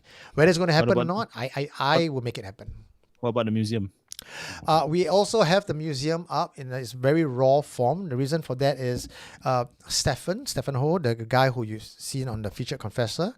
He's with all the artifacts, his father's artifacts. So he has a new BTO in Punggol. He's not staying there because he's staying with his looking after his mother, his aged mother. So his house in Punggol is going to be converted into the Occult Museum, which I'm actually helping to set up right now. So everything that I've promised you guys, everything that I've envisioned, we are making it happen, and doing it on a very shoestring budget with your love and support and all the time that I have. And I'm running this like 7 days a week, guys. 7 days a week I'm working. Okay, so hope that answers your question. John, do you have any 5 years, 1 year's plan for yourself in SC? No, I have no plans. I have no plans. I have no plans at all. I mean, like, I practically didn't know I would be hosting FNL until I was hosting FNL. So, or running Walk with Hantu in Changi until we are actually running it. So and that's been part of the charm. I think that it's good that SC has a sort of powerhouse like Eugene to run the thing. Because I feel that allows it to move at his pace, right? And now that he's thrown himself fully into it, it moves so much faster. And really what's needed are just different people for him to bounce off at every point to check him, remind him, and that's all. The planning, let him plan. But the picking the plan apart, that's the bit that the rest of us provide. John and I do that every Saturday before the Walk with Hantu over chicken rice, and we'll like throw ideas. And I mean it's a great combo because I cannot find enough time or energy, to do this, but yet I get to be part of something that's moving and dynamic because Eugene can do this, And one of the promises I made to John, I cannot tell him when exactly, but that's really on my radar, is to bring back H's for Hantu or Curse for that matter. Yes, those two are for those who don't know us. Those are two productions that I did. I can't even remember how long ago. Curse was just before COVID, and then H1 at least 10 years ago, right? Yeah, but H is for Hantu is very good for me. It's a family musical about why we need our ghosts, right? Why our kampong spirits need to remain, So it's a very beautiful thing for all the family. Very fun. But in those days, nobody cared much about Hantu. You know, so it wasn't an easy production to sustain. I think it was like a know? Muppets for Hantu. Hantu Yes, Muppets. because it involves puppets, so it's a bit like Muppets, a bit like Avenue Q. Avenue but Q. Avenue Q with Hantu, Yes, basically, right? yes. Your chance to see a real, pretty sexy Pontianak, right? True to the life, okay, including the fact that her breasts are on her back. Okay, the obscurity becomes truth, okay, and then a real life-size Hantu Penanggal with the guts, you know. So it was very fun. It was extremely Yeah. fun, and yeah, I think that we who love these type of Hantu deserve to celebrate. Yeah. Deserve to have this. I really want that. So yes, one day, someday, I'll make it someday. happen, John. Earlier than Okay. you might have, that you might know. Can the speed at which you're moving? Can let's do it. Okay. Okay, we go order. Have the both of you kena possessed off screen before? No, No. John can't be possessed, and Maybe I have been possessed all this time and you never knew.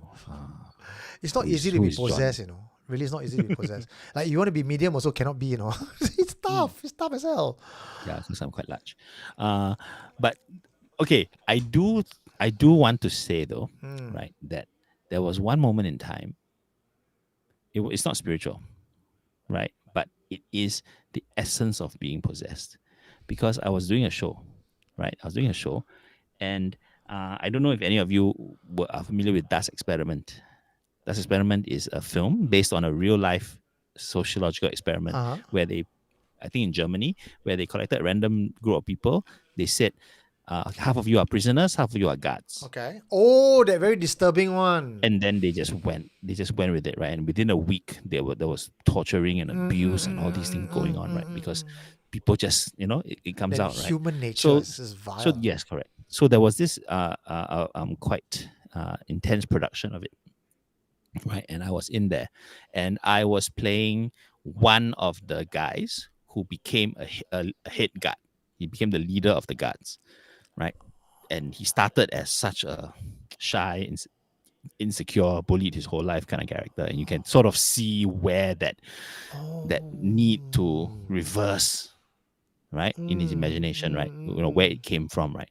And it was a really strange journey because it was kind of semi-realistic, not extremely realistic. In fact, we were very close to the audience, and rehearsals were very, very raw. And I won't say it's not possessed, right? It's just acting. Yeah. But sometimes when you don't put up the barriers effectively, creatively speaking, right, psychologically speaking, you kind of lose track. Because one show, in the middle of the show, there was a vendor. This was done in what's that place near Amoy Street? Fxxk Square. Fxxk Square. Okay. Right, which was all those old shop houses, right, converted into a mall, right? Yeah. So there was a auditorium there, and there was a Pizza Hut, just next door to the auditorium where we were performing, and the staff were making a lot of noise with their grills as they were closing, right, which was in the middle of our final act. So so I was off stage at the moment that the noise began. So I just popped my head there and said, "Do you mind? We're doing the show, so please, right?" I wasn't being upset. I was just being, normal. Okay. Right. And for some reason, either they were being quite lan, or I was being ultra sensitive. But in my next couple of scenes, the noise continued. Right. And in my mind, I'm like, "What the hell? How many times do you need to close your grill? Are you doing it on purpose because I mentioned it and I told you that we're doing a show and we have an audience and you are now being quite lan? Because I can't imagine that you keep forgetting things and you have to keep opening and closing. Just go home lah, right?" So I lost it, right? So the next time I went off stage, I had a baton, an authentic police baton, right? Very heavy, very, very, very heavy. And I stormed off stage. And I found myself storming towards the Pizza Hut with my baton in the air. And I had to be stopped by the stage managers. But that's not you. That's not the John I know. I was going to hurt somebody. I do not know what I was going to do. I do not know why I was doing that. Right? And if they didn't stop me, I would not have come to my senses. Right? And to me, this is the very simplest form of possession, right? Maybe it's just obsession, to the point where you lose control, right? Without any spiritual help. It's really just, it's the red mist. It's the red mist, right? So this, when you ask a question like this, right, whether I've been possessed before, effectively, yes, but possessed not by a spirit, but possessed by a part of myself. Do I have this rageful thing in me, right? Part of my aura, part of my hidden that took over me. If I was an extremely superstitious person, someone would say, "Oh, a passing spirit took advantage of my, Yeah. distraction." I was right? thinking that, in fact, already. Yeah, and on a good day, I would even entertain that possibility. And then people would start to say, "Oh, this time this place used to be all these old shop houses. Maybe it's not a clean place." Sure, absolutely possible. On the other hand, it is also absolutely possible that it just happens to people because, we are more complicated than we think. Maybe that's why, when you talk about the Japanese, the Nazis, how they are able to act the way they did, right? And you know, when your conscious state is like, "Oh, I would not have done that. That's evil." But when you are in that role, that place, Yes, correct. And surrounded by so much affirmation of that, so much affirmation, right, and nothing to hold you back. Yeah, what cannot possess us? So I do think sometimes, now jumping back to a FNL perspective, how often acts of possession in a supernatural case are also helped by this kind of thing, a personal tendency or just suggestion. and then Just suggestion. and it's always easy to just blame the hantu, right? Oh, Yeah, it's not of me. I would course. not have done that. It must be the hantu. I was Correct. possessed. Yeah. Yeah. Your first act of rationalization is protect your brain, defend yourself. I'm not mad. So it must be something else that made me like this. Yeah. Must be a ghost. Must be the ghost. Right? But the horrible truth is you and you're sick. Yeah. And your sickness took a twisted form because of all these conditions. So hard to say, right, where psychology and supernatural bleed into each other, right? I don't think any real possession happens without a lot of psychological conditions being ripe. Agreed. Right? It's always the weakest person. If you're positive, you're healthy, you're happy all the time, you very hard. Very hard to get possessed. Yeah. Correct. Right. If you think about like all the cases like Amityville Horror, for example, it's got to be the son. It's got to be the son, right? Who gets it? Yeah, because is it because the spirit knows how to choose, or is it because you are already half possessed yourself? In that sense, right? So it's an interesting discussion. I do love this kind of thing. So hopefully we have some more possession stories where we can explore aspects of this kind of thing. Okay. So no more lecture. Natalie Okay. says, any thoughts on Exuma? I think it's Love it. Interesting show. And Is it not one of your best? no, it's not one of my best, but it's definitely better Really, than Incantation. It's one of my top. Ah. Okay, one of my top. Up there with the medium. Medium for sure. Medium, yes. Yeah. Incantation, No, Exuma. Incantation is not. No. Sorry. Netflix has not ever produced anything that's in my top, even top 20. Try Tarot, the new one, Tarot, on Netflix. I kind of liked it. The English one? English one, yeah. Oh. It's not too bad. Okay. Not bad. Give it a shot. Okay. Elsie, But Exuma is by the creators of Medium. correct. So it's just as well that quality is there. Yeah. Alsatian Alsatian sent a special thank you, question. Alsatian. It says, you guys can don't answer. What if we know the truth? Then you know lah. Then you die lah. You patron, right? So you know a lot of all my patrons know all the behind the scenes, because I will actually give up a very good. I'll write down all my behind the thought scenes, my thought process in newsletters. So you guys know my innermost thoughts. Jill Chakwe says Exuma was a bad movie. Didn't like it. Do share what you didn't like about it. Yeah, because it's quite interesting to see what is, Aliens got soul. Chua Lincoln asked, you both believe in God? I believe in God. But I don't believe in just one God. I believe in gods. Yeah. I believe in divinity. There must be a sense of something. But I may not be able to tell you if it's externalized God. Right? That the divinity may be part of us. but we externalize it lah. That's how religions come up, right? We take the part of ourselves that we cannot achieve, Yeah. we put it on a pedestal, and we worship it, hoping that it will make us better. I like this. I like this other question that we have. John by Seahawk85. John, are you one of the singer in Chai Fan too? Yes, I'm also the director of it and the writer of it. That was entirely me. Got doubt, man. Why is there doubt? Good job, guys. I did. Yeah. I think the rest are leaving at least. Foxfu is asking, how the formerly FNL OG host doing? I know Timo is busy. ET is having his private dining. I know that JDC and what's his name? Kukubert. What's his? I forgot his name. I call him Kukubert every time. The coaching guy. They have their own show as well. I think. Yes. On Thursday, yeah. And then Sonia is doing her own tours, and she's bringing people overseas. So yeah, they're all, everyone's doing that kind of their own thing. And I think what many people don't know is when I get my host in, my role is never to be the dominant voice. My role is always to lift everyone else up, because this is Avengers. This is not a solo act, right? So it's only cool when everyone's really powerful together. So, but at the same time, when you lift everyone up, the risk of it is then they now know how to do what you do, and then they go off and do their own things lah. So you can't stop that. You really can't stop that. And now we have Belinda on housekeeping. We have John with FNL. I met a couple of other dudes who I think are really great younger hosts, because John, you and I, we're going to retire one day.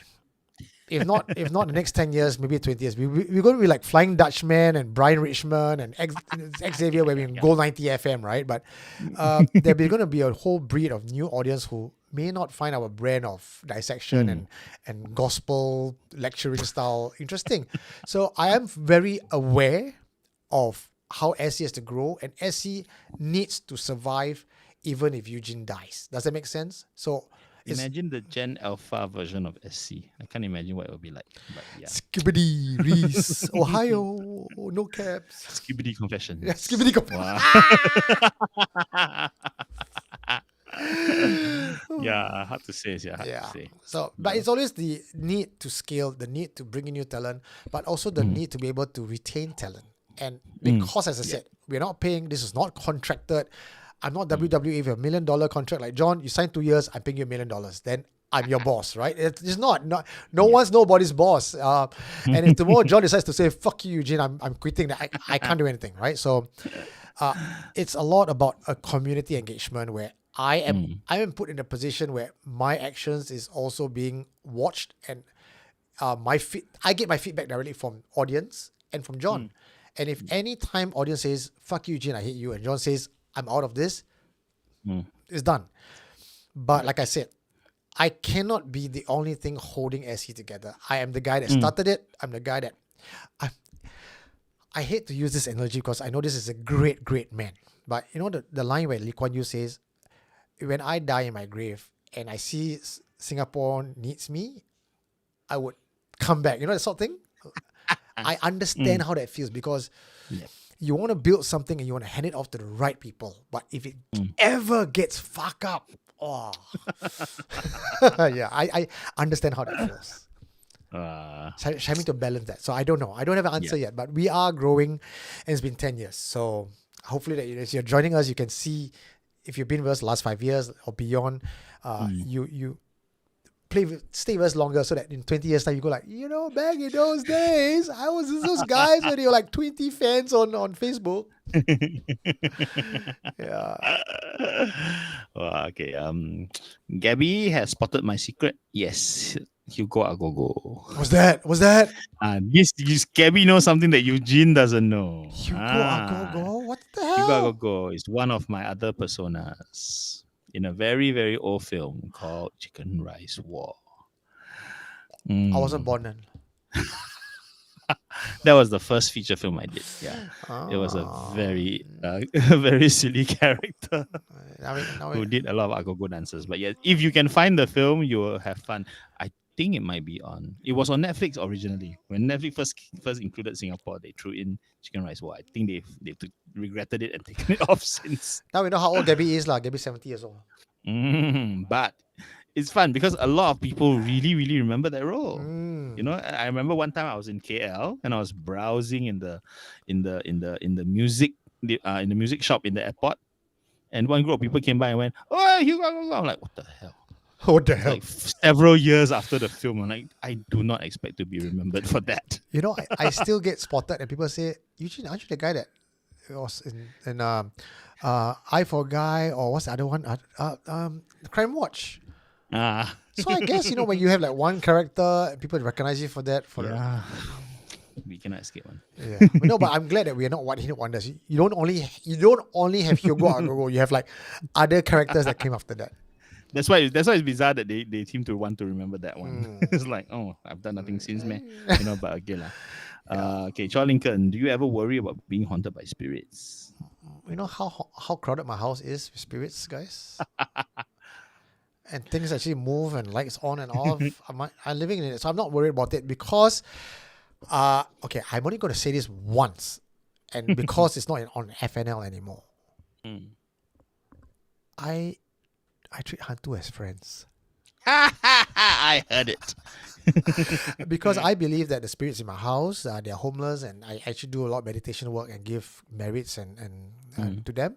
So I like to believe. I cannot confirm. I like to believe that the Hantus in my house came to me because of the compassion I give, and hopefully it's like my house is a soup kitchen for spirits, lah. Yeah. Right? And do I want anything in return? No, I don't ask for anything in return. I don't promise anything to give or to receive. I just give. It's a very Buddhist philosophy of just giving. And masters came to my house and Morali came to my house and like, oh, your house very, very crowded. But are they good spirits? Are they bad spirits? They are spirits who accepts this offering. Yeah. I mean, I do believe that and this is a point that I guess I should make on the actual show as well, which is that if you think of spirits in the same thought, same breath as haunting, then you're possibly missing the point.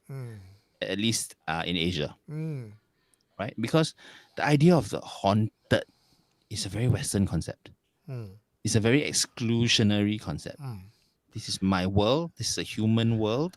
And the moment the ghosts appear, I point at them and say haunting. It's the Democrat versus Republican, the North versus the South, right? They're always about versus. Yeah, correct. You know, but you realize that a very simple thing, right? Like for us Chinese, right? That there's no word for haunted. You ask me, I cannot tell you, lah, John. Okay. But not a fair part. Even someone who speaks Mandarin better than me, there's no real word that means haunted.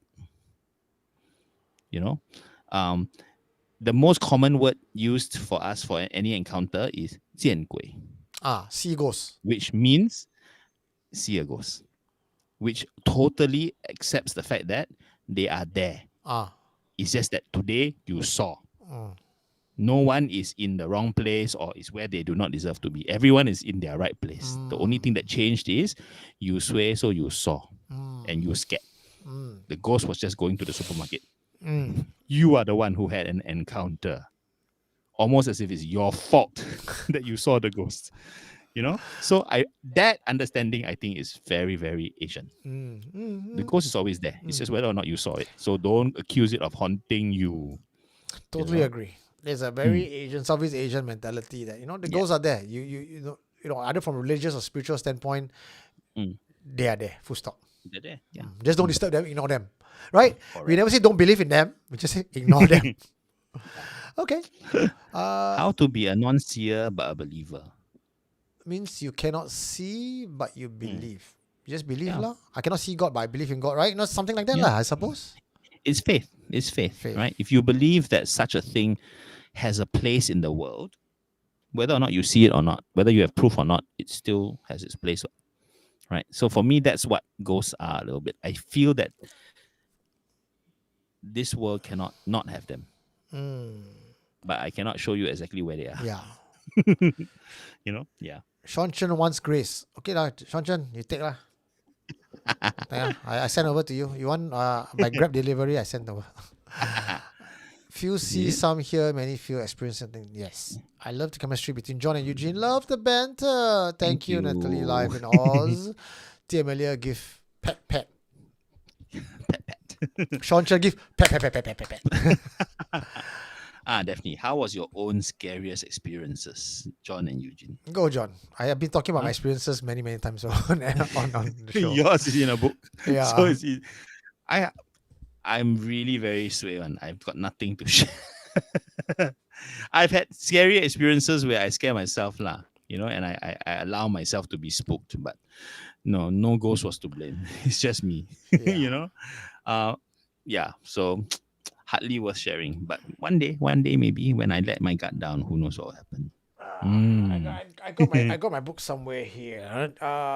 So I do definitely I do encourage you to grab my book because it's something I written from the heart. So because next year we're gonna do a reprint. So if you can get the first print, please just get it because it's out of print, really out of print. So Rare.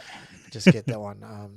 Yeah, it's possession, it's footprints in powder. Yeah. Connie Compared said- to the stories that Eugene has experienced, I just shut up, lah. I just shut up. Connie has something for you, Jonathan. Oh, what's this? You were the Okay. first person to give me a totally different perspective on my encounter and actually helped me to link some incidents together and help answer a question I always had. Oh wow. Okay. Thanks. I'm glad I did. You know which is Connie's Dude, first incident that you talked about? The one that she was in the toilet and she was calling different prayer. okay. And then Okay. the hand Oh. or something was trying to grab her. Then she recited certain things and she ran out. Okay. Wow. Okay. Do. If you get a chance, Connie, let's have a chat about this. Okay. Tell me more. Yeah. Fei Wow, Zai okay. is asking, will Eugene be visiting Ghost King again for part 2? Eugene has a lot of things on the calendar from Cambodia to Thailand to China. There's a lot of places I need to go to interview people. And the only reason I'm not doing it because it takes time to do it. It takes money to do it. And it's both of which resources I kind of have very limited. Definitely, this is it. Right? Yay. If you like the copy, get in touch with me. My number is 9459-4931. First print, out of print. So get it while you still can. What have you learned from Halloween year after year, from events you were at or involved, or read about this festival? Wow, interesting question. What have I learned about Halloween? I can tell you, okay, while you're thinking, I'll tell you something I learned. I learned that when Christians says they don't celebrate Halloween, they forgot that Halloween and All Saints are celebrated by Christians. So it's not true that you don't celebrate Halloween. You just celebrate Halloween in a different way. It's just a pagan holiday that different people have taken over and use it for their benefit. Like if you talk about Halloween today, they're no longer about pagan practices. They're about dressing up, having fun. Yes.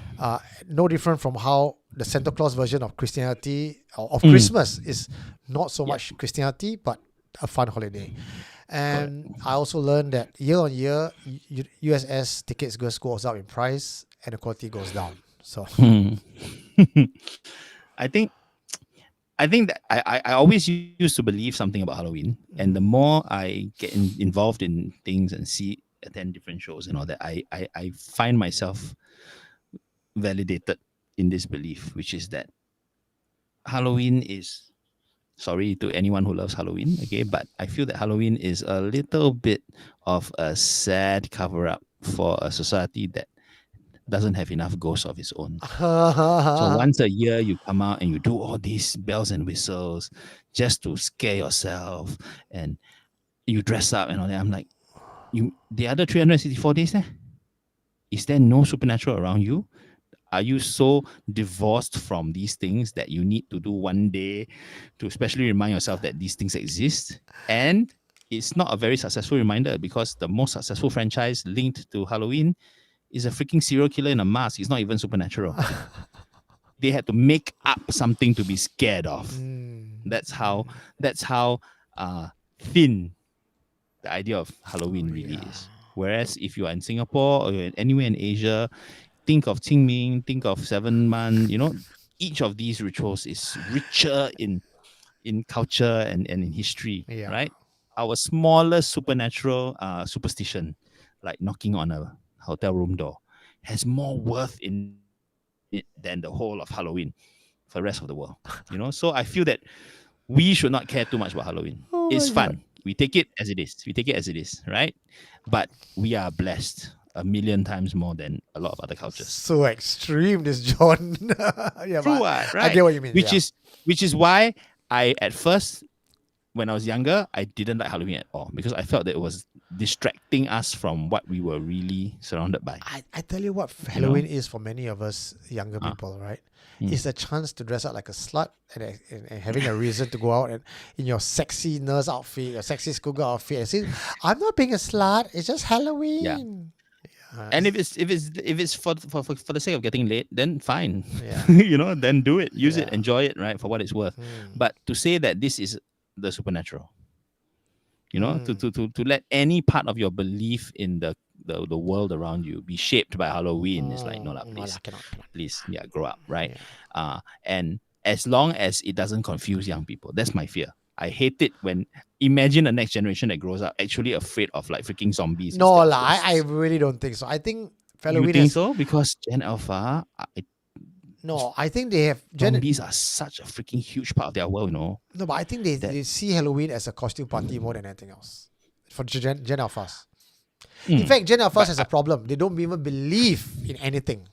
That's true. That's It's a the bigger worst. problem That's than a bigger problem. Yeah. It's a bigger problem than that. Yeah. Yeah. So I think that if you can take Halloween as what it is, a commercialized fun thing, then go ahead, But as long as you really know what's going on, So I do that. This is why I was very excited when Halloween Horror Nights first started doing the local themed houses, because then you were using the momentum of this festival to drive home some local stuff, Yeah. Lah. to promote some unique fears of our own, and when they did it for quite a few years, I was like, oh, okay, this is a good thing, this is a public service announcement on behalf of our local supernatural. Yeah. But then now it's what tie up with Netflix lah, all that. Okay lah, it's back to Yeah, commercial already lah. commercial, So commercial. the end. Different- So in a different way, management. I've gotten less excited. You were there recently. Yeah, right? yeah. Was there much to be proud of? There was one area as a that Asian? there's not even a haunted house. It was more like a Scare scare zone. zone, right? And I like it. I love it a lot. I love the scare zone more than I actually like the haunted house. The scare zone was actually called Haunted Kampong, Hantu Kampong. So there was a Okay. Penangal, there was a Pontianak. okay. It was all Asian. Like if you John, you would love that portion. Okay. Then there's another house called Killers, which is the front gate is actually the red house. Oh, nice. So very Okay, Asian. okay. Then of course you have the Jason Wang Under the Castle, which is gargoyles and knights, which okay, it's fun. Then there's the Sweet Tooth, which I hated. It's like, what the fuck, this shittiest house. The first house they always have like some special effects. So this one you wear your 3D glasses, so things just pop up. That is okay. novel, but I think they always kept the Asian part somewhere in the entire offering. So yeah, I can still respect that. Okay, fair enough. I'm glad they did. Eric, thank you for your very generous donation. Thank you for being here to make our Fridays spookier. So many of your stories feature bomos. So any chance you can find one to properly interview, I think Noel did something like this. Okay, Noel meaning Noel Boyd from Ghost Files Singapore, one of our friends as well. He's not feeling well, and I think he's kind of retired from the scene. I actually have not featured a single bomo. I featured the Ustas. I featured the Chinese guys. I featured the Thai ones, but I have not featured a bomo because I couldn't find a bomo who would want to come on my show and be interviewed. I couldn't. But if anyone knows any bomos and all, I'm happy to interview the guy. And please let me know. So as a community, please contribute. Please suggest people that we can talk to, and we'll be happy to connect. Wow. Okay. Kimberly. John, you have done well. Love your dry humor. Made me almost lol in the office many times. Seahawk says, I got no life. Got no life. But you have a community. Yeah. Who needs a life? Anything or an event that brought you bad luck? My grandmother say that you walk under the gala with people hang panties, you get bad luck. Again? Or walk under the gala where people hang You panties? under the HDB, right? You cannot walk under where they hang their clothes because if people hang panties, you'll be sway. So the only way is to steal the panties and before you walk. Oh dear. Michael okay. Koo is overseas right now. Hello, Eugene and John from Penang. Tried to find. Oh, nice. Tried to send super chat, but YouTube didn't let me. Why? Shocking. What's wrong with Penang money? No, you can always come back to Singapore. My number is 9459491. PayNow, PayLah is all accepted. Don't worry. Thanks for making Friday nights better. Thanks to Oh, FNL. very Yay. nice. Thank you. Hey, Eugene. Thank you, Lincoln. There's a lot of stars. Yeah. Okay. Hey, Eugene, I remember you said in FNL Season 1 that your home is haunted, but never really got a full story. Can you tell us here? I mean, I've been talking about my home being haunted for some time now, but I'll give you the Cliff Notes, Kimon, because only because I've said it many times. So if you get a chance to listen to the old episodes, you will find something. The Cliff Notes is that's actually a doll that I placed that was given to me, which is haunted. That's the first part of the horror. And I put it in Alvin's house. Turns out that it was a ghost. So I brought it back home to put my parents' house, which is the house I stayed before my BTO came, and my mother started seeing shadows. So I removed it. And when I came to this house, my wife liked to keep vintage items and secondhand items that bring spirits with them. And also with my haunted dolls, with haunted artifacts that's coming here, and everything that I have, my house seems to be like a halfway house for ghosts. And the good news is that I kind of know how to handle ghosts, I think. So while it's haunted, it's not malicious haunted. It's a friendly haunting, if at all. I want to ask if Green Verge is being haunted because of your house.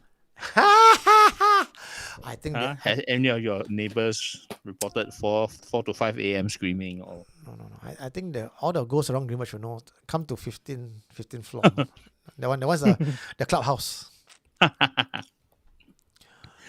When will the museum be up and running? Eric asks.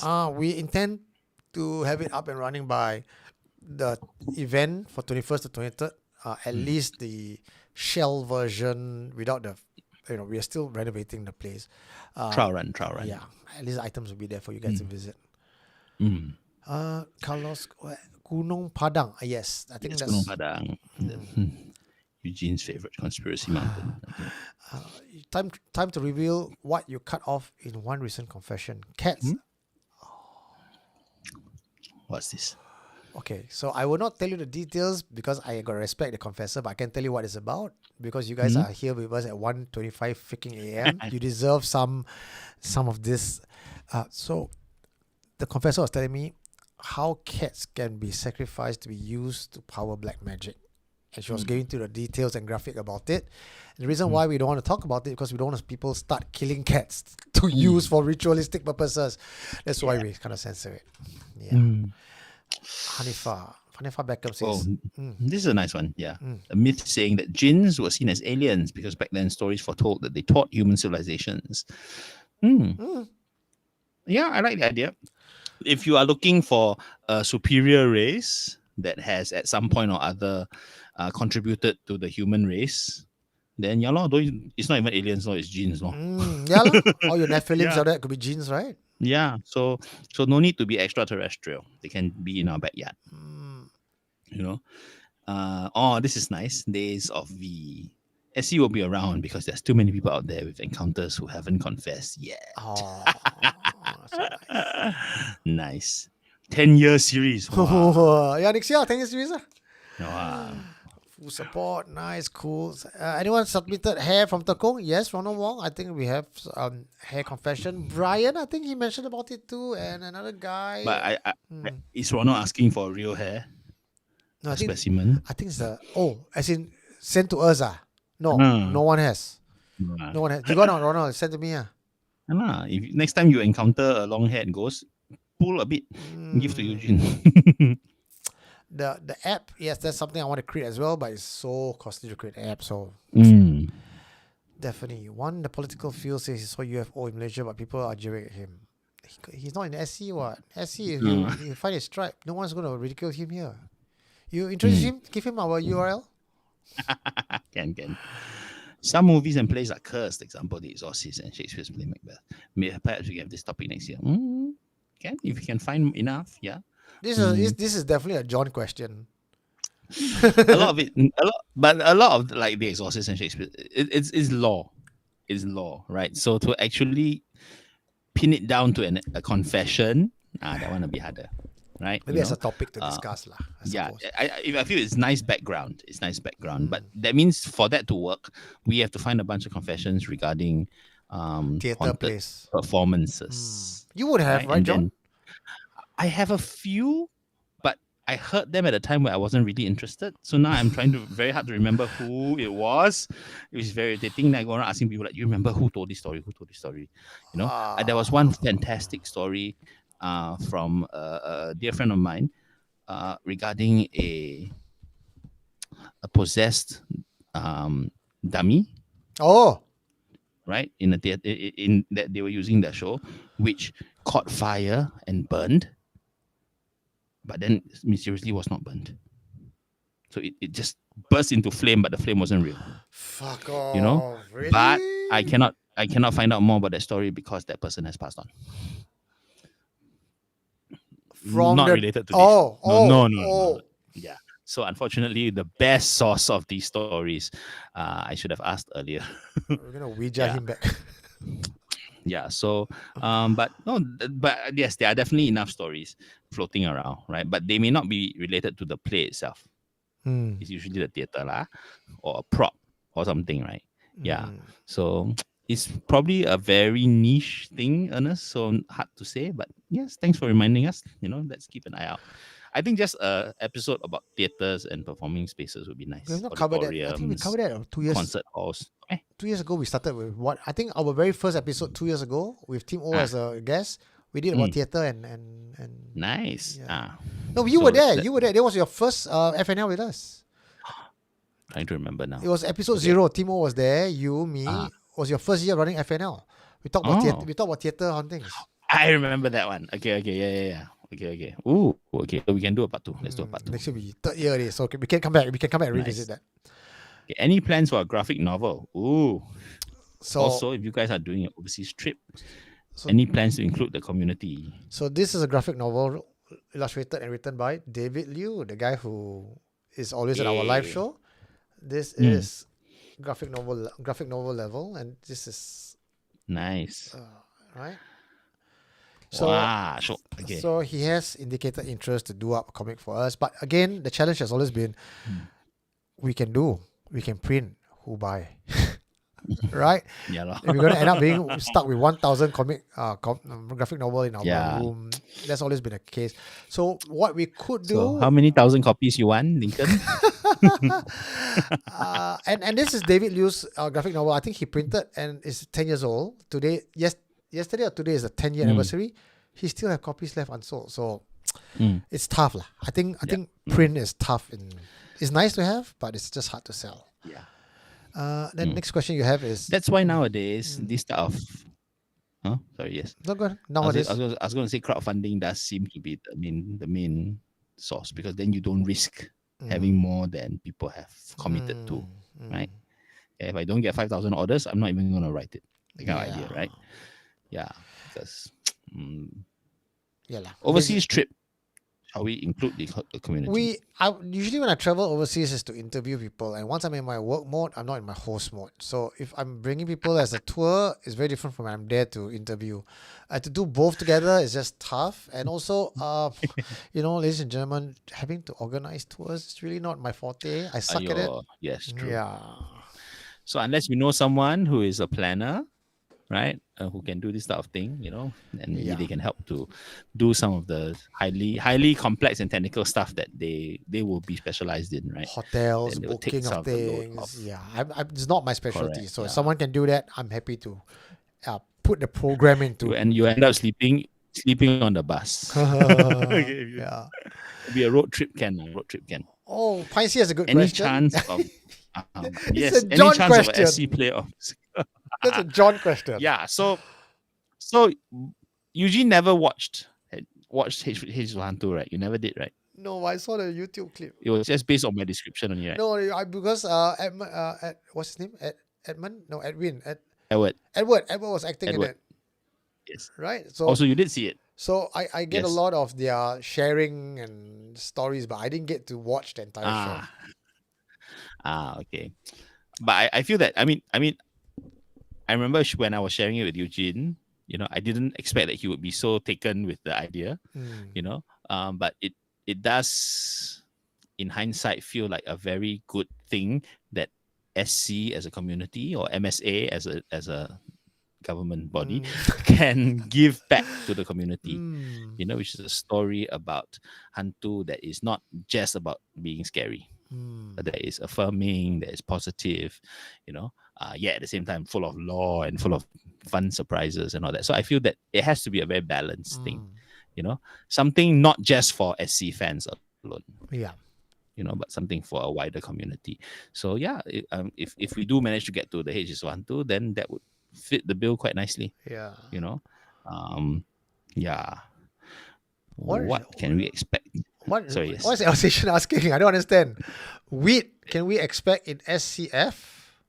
Was he drunk? What's F? I have no idea what F is. I have no idea. I don't know how to answer that question. I think that's a drunk question. Okay. Still live at this hour, Tinkerman. Yes, it's our AMA. Once we finish all the questions, we reach the end. That's it. We'll close shop. That will be sunrise. Yeah. Okay. No, I think we're almost done already. The questions there's finite. Eugene will live forever after. SC in the future will consist of a medium channeling Eugene after he's dead. I love that. I can't even rest in peace. It'll just be a Ouija board that we digitally control. Okay. Yeah. SC in the future. Okay. Yay! Ernest watched Chicken Rice War. Yes. Okay. You must now die. How many hantu in Eugene's house? How many hantu in Eugene's house? Don't know. They come and go. Okay. Julius Ang, I like to think that spirits were all once human and we should just treat... Yes.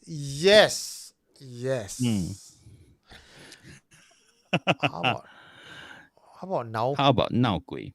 Nao Gui. So Nao Gui is one of the terms that they use to refer to the more violent kind of hauntings, right?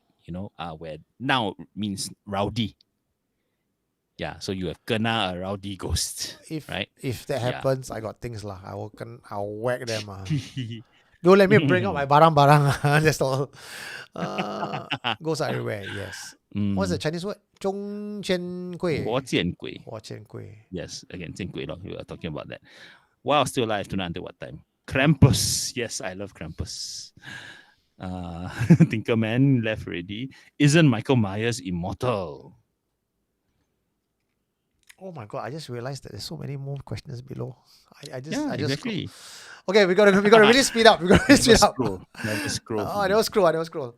John dropping some burns on the west. I had some Gen Alpha about Lady Hantu. I'm always burning the west. About the Hantu head in my toilet and hand coming out of the toilet and told them it's a skibidi toilet in my era. Yeah, skibidi toilet. Somehow skibidi doesn't sound as good as Karasli. Okay. The Kampung zone is so good in USS. Yeah. Kampung one is funny. My friend fell and cannot get back up. Cannot get back handphone. Okay. Okay, so this is people who are very excited by this. Okay, that's house good. Headquarters 1, 2, correct, Eugene. Yes, they did. I want to then capture. Okay, they are talking about USS lah. Okay, good. Okay. Just curious, anyone listens to... Oh, I'm interested to know this as well. Yongjin is saying, perfect sleeping podcast. And he's also asking, just curious, anyone listens to SC live to sleep? Oh, I don't, because it's my voice and I can't sleep.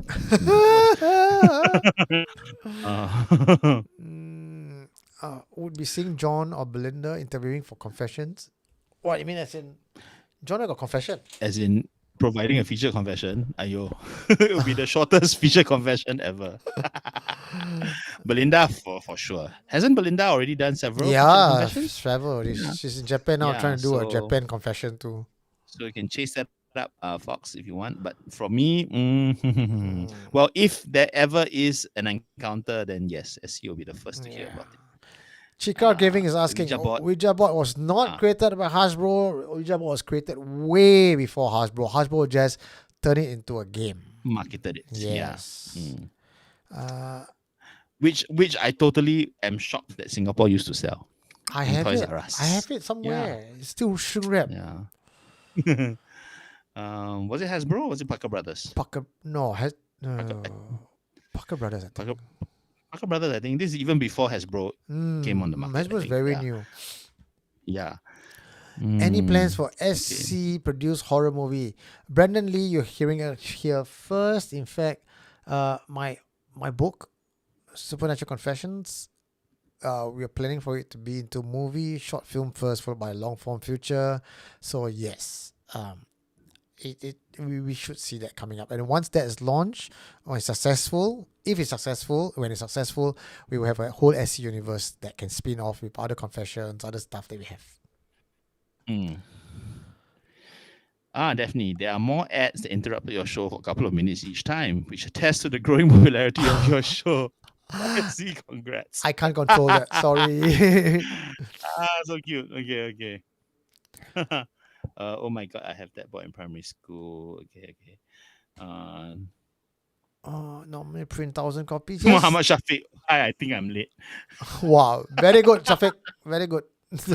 You are so late that you are now early. Shafiq came for the tour yesterday. Not tour, the Halloween experience where he had a counter because I brought him. They did isolation. They were taught how to do. How many of them? Small group.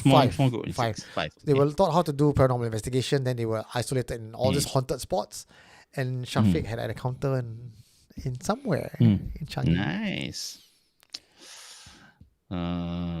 I saw Eugene recently did an episode of the new Incredible Tales on YouTube.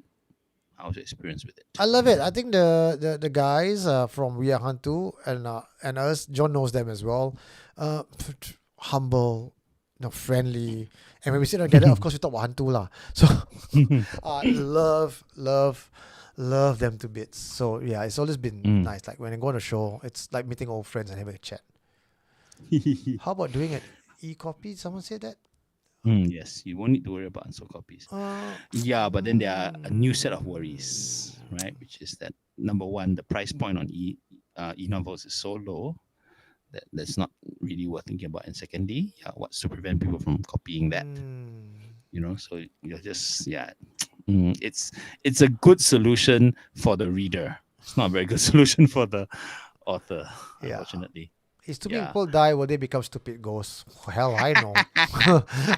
I think so, because when you are a spirit, you take on the same personality and characteristics that you had when you were alive. I think that when stupid people die, they will become angry ghosts because they can't make sense of what's happened to them. Yeah. Right? I'm sure it's a freaking confusing thing. And if you are stupid, then you will just be very sick. It's like, I can't get this. Yeah. Why these people cannot see me? What's going on? Hi, Eugene and John. When will there be the next live show? 22nd of November. Yes, 22nd of November. Write it down. Limited capacity, so please be ready for it and grab fast. Okay. You just book can be found in the library. Yes, it's one of the most borrowed books. Thankfully, mine also can. But I believe we met a lady at Impact that day who repeatedly keeps borrowing my book and extending her loan, so it may be unavailable because it's How to train yourself to become braver against ghosts? Jenny, I can answer this question. Jenny is also one of our Patreon. Understanding. Knowledge is the key against fear. The more you know, the less you fear. Or even if you have to fear, you be smart about it too. Yeah. Knowledge, and I guess because with knowledge and understanding comes a certain amount of respect. Right? And when respect comes into the picture, then fear has to make way lah. A lot of the fear is because you just don't know what the hell is going on. It's ignorance that leaves the vacuum. For you to be so fearful, right? Foxful. I mean, Belinda and John going to interview other people. Oh, I see, collecting the confessions. Oh, wow, that is a gift that Eugene has, which I don't know if I have. Right? I always bug him to ask questions, but I guess when I'm the one there, I probably won't ask so many questions either. I don't know. We have not got so many confessions that we need to activate more of us.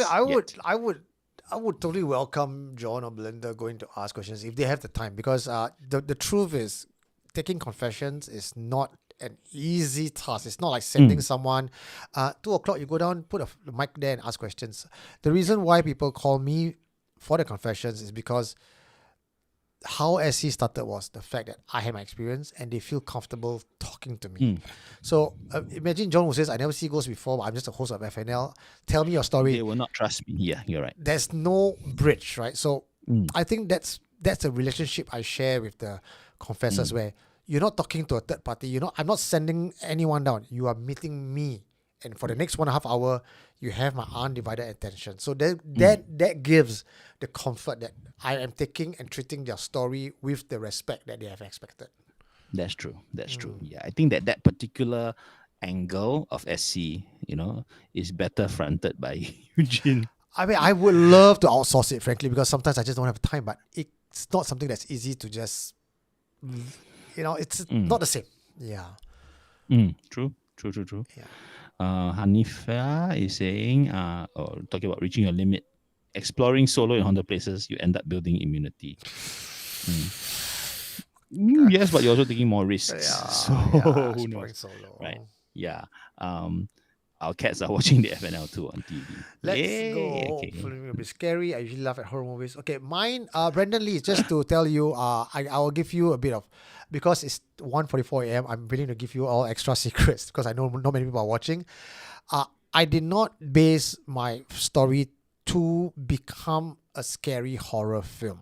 When I decided to give the treatment of my story, I wanted it. I had inspiration from Sylvester Stallone. When he talked about Rocky, it was not a movie about boxing. It was a movie where his struggles, romance, and a person's overcoming the odds. Boxing becomes the flavor. You remove boxing and you put arm wrestling, which he did actually, it still works. So the human story is what I'm going for. What's the struggle? Then you overlay that with the scary stuff. Sure.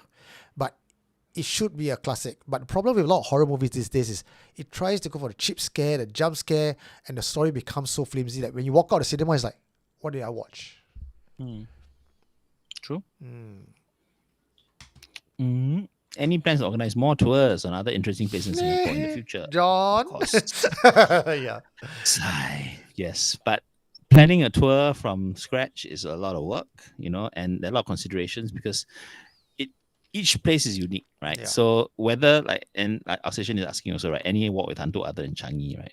And recently we had a discussion where we kind of said that it's possible that the walk with Hantu brand may only exist in Changi because only Changi has that particular formula, right? A lot of other places offer possibilities, but they will so not be the same as Walk with Hantu. Yeah. So maybe each space deserves a different kind of thing of its own, a different kind of tour of its own. There are definitely some places we are looking at. We're just trying to find what's the perfect formula for each of these new spaces. Yeah. Initially, it was a one size fit all that we think we can replicate, but we know that every place we go to offers a different unique experience, so we cannot just copy paste. Yeah. Maybe during weekdays like Thursday, Friday. If there are people, why not? Right? Yeah. It's a question of we can't do Friday because we have to be here.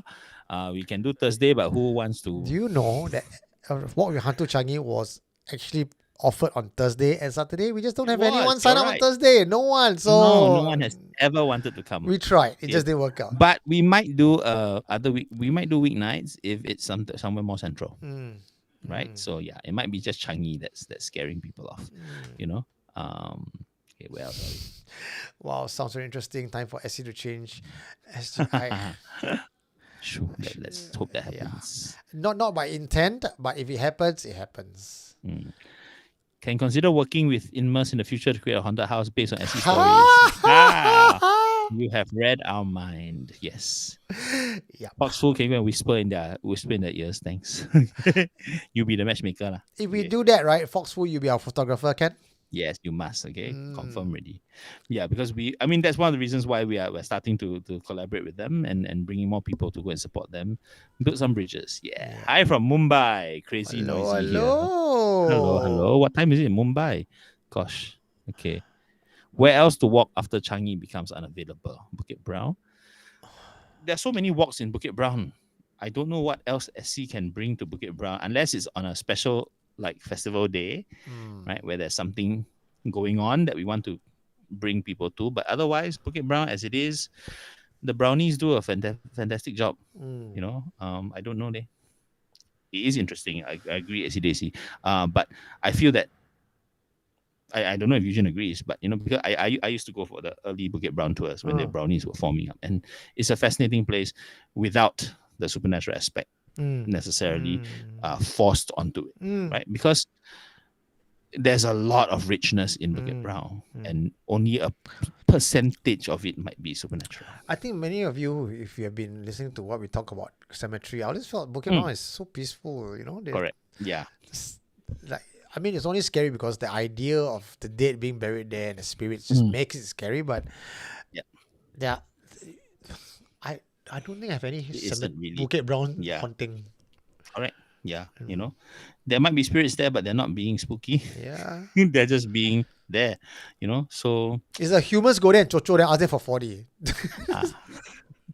SC Hantu sitcom. So H is for Hantu is that kind of sitcom, actually. Oh, we could pitch it as a series. Quite interesting. Maybe a YouTube series on Netflix. Yeah, actually, that might be fun. Yeah. All right. I think we've come to the end of our question. Where do you guys? Last question. Okay. Last question. Where did you guys get these Halloween costumes tonight? Ta-da! Eugene is our Taobao shopper. Okay. So I will tell you that I've got the John's costume was mine. I was wearing that costume, and then I wanted to order a Jiangshi costume for John, but the Jiangshi so skinny. Jiangshi costume very small, so John don't. So I passed John my costume, and I borrowed this costume from my neighbor. Oh, okay. Yeah, then that's how I wear. Why it. does your neighbor have that? How suspicious. Because when I was hosting the show, wearing the costume that you're wearing, there was a Jiangshi there. So after the show, I said, "Can I borrow your costume?" Oh, She so said, cute. "Okay, nah, yeah." Then Okay, I mean, if you all think that, because I know some of you seen the photos, Grace also was wearing a Jiangshi costume. I cannot fit into that. Yeah, so it's a different costume. But this suits me very well because, as some of you might know, this is not the first time I'm wearing it. So, but I'm not gonna say more than that. So it's not just Hugo Agogo. Okay, you gotta search some more. You got other stuff. But I definitely don't want people to remember that. But some people sadly do. Oh. So every now and then it will pop up. You just wait for it.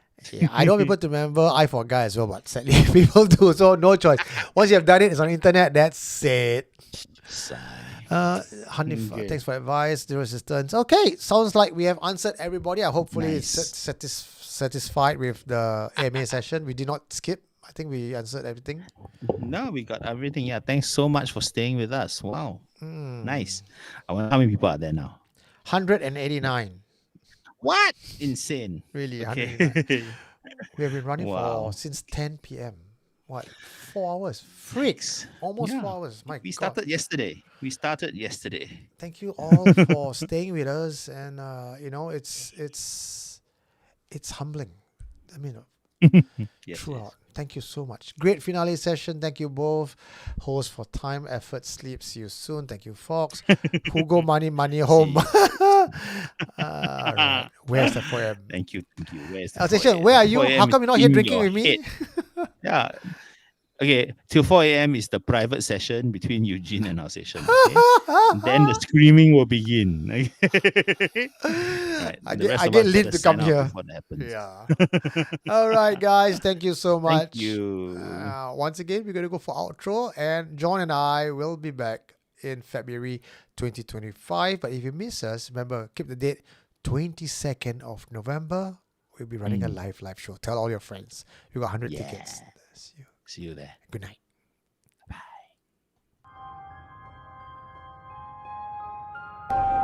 What did you find? You are listening to Supernatural Confessions.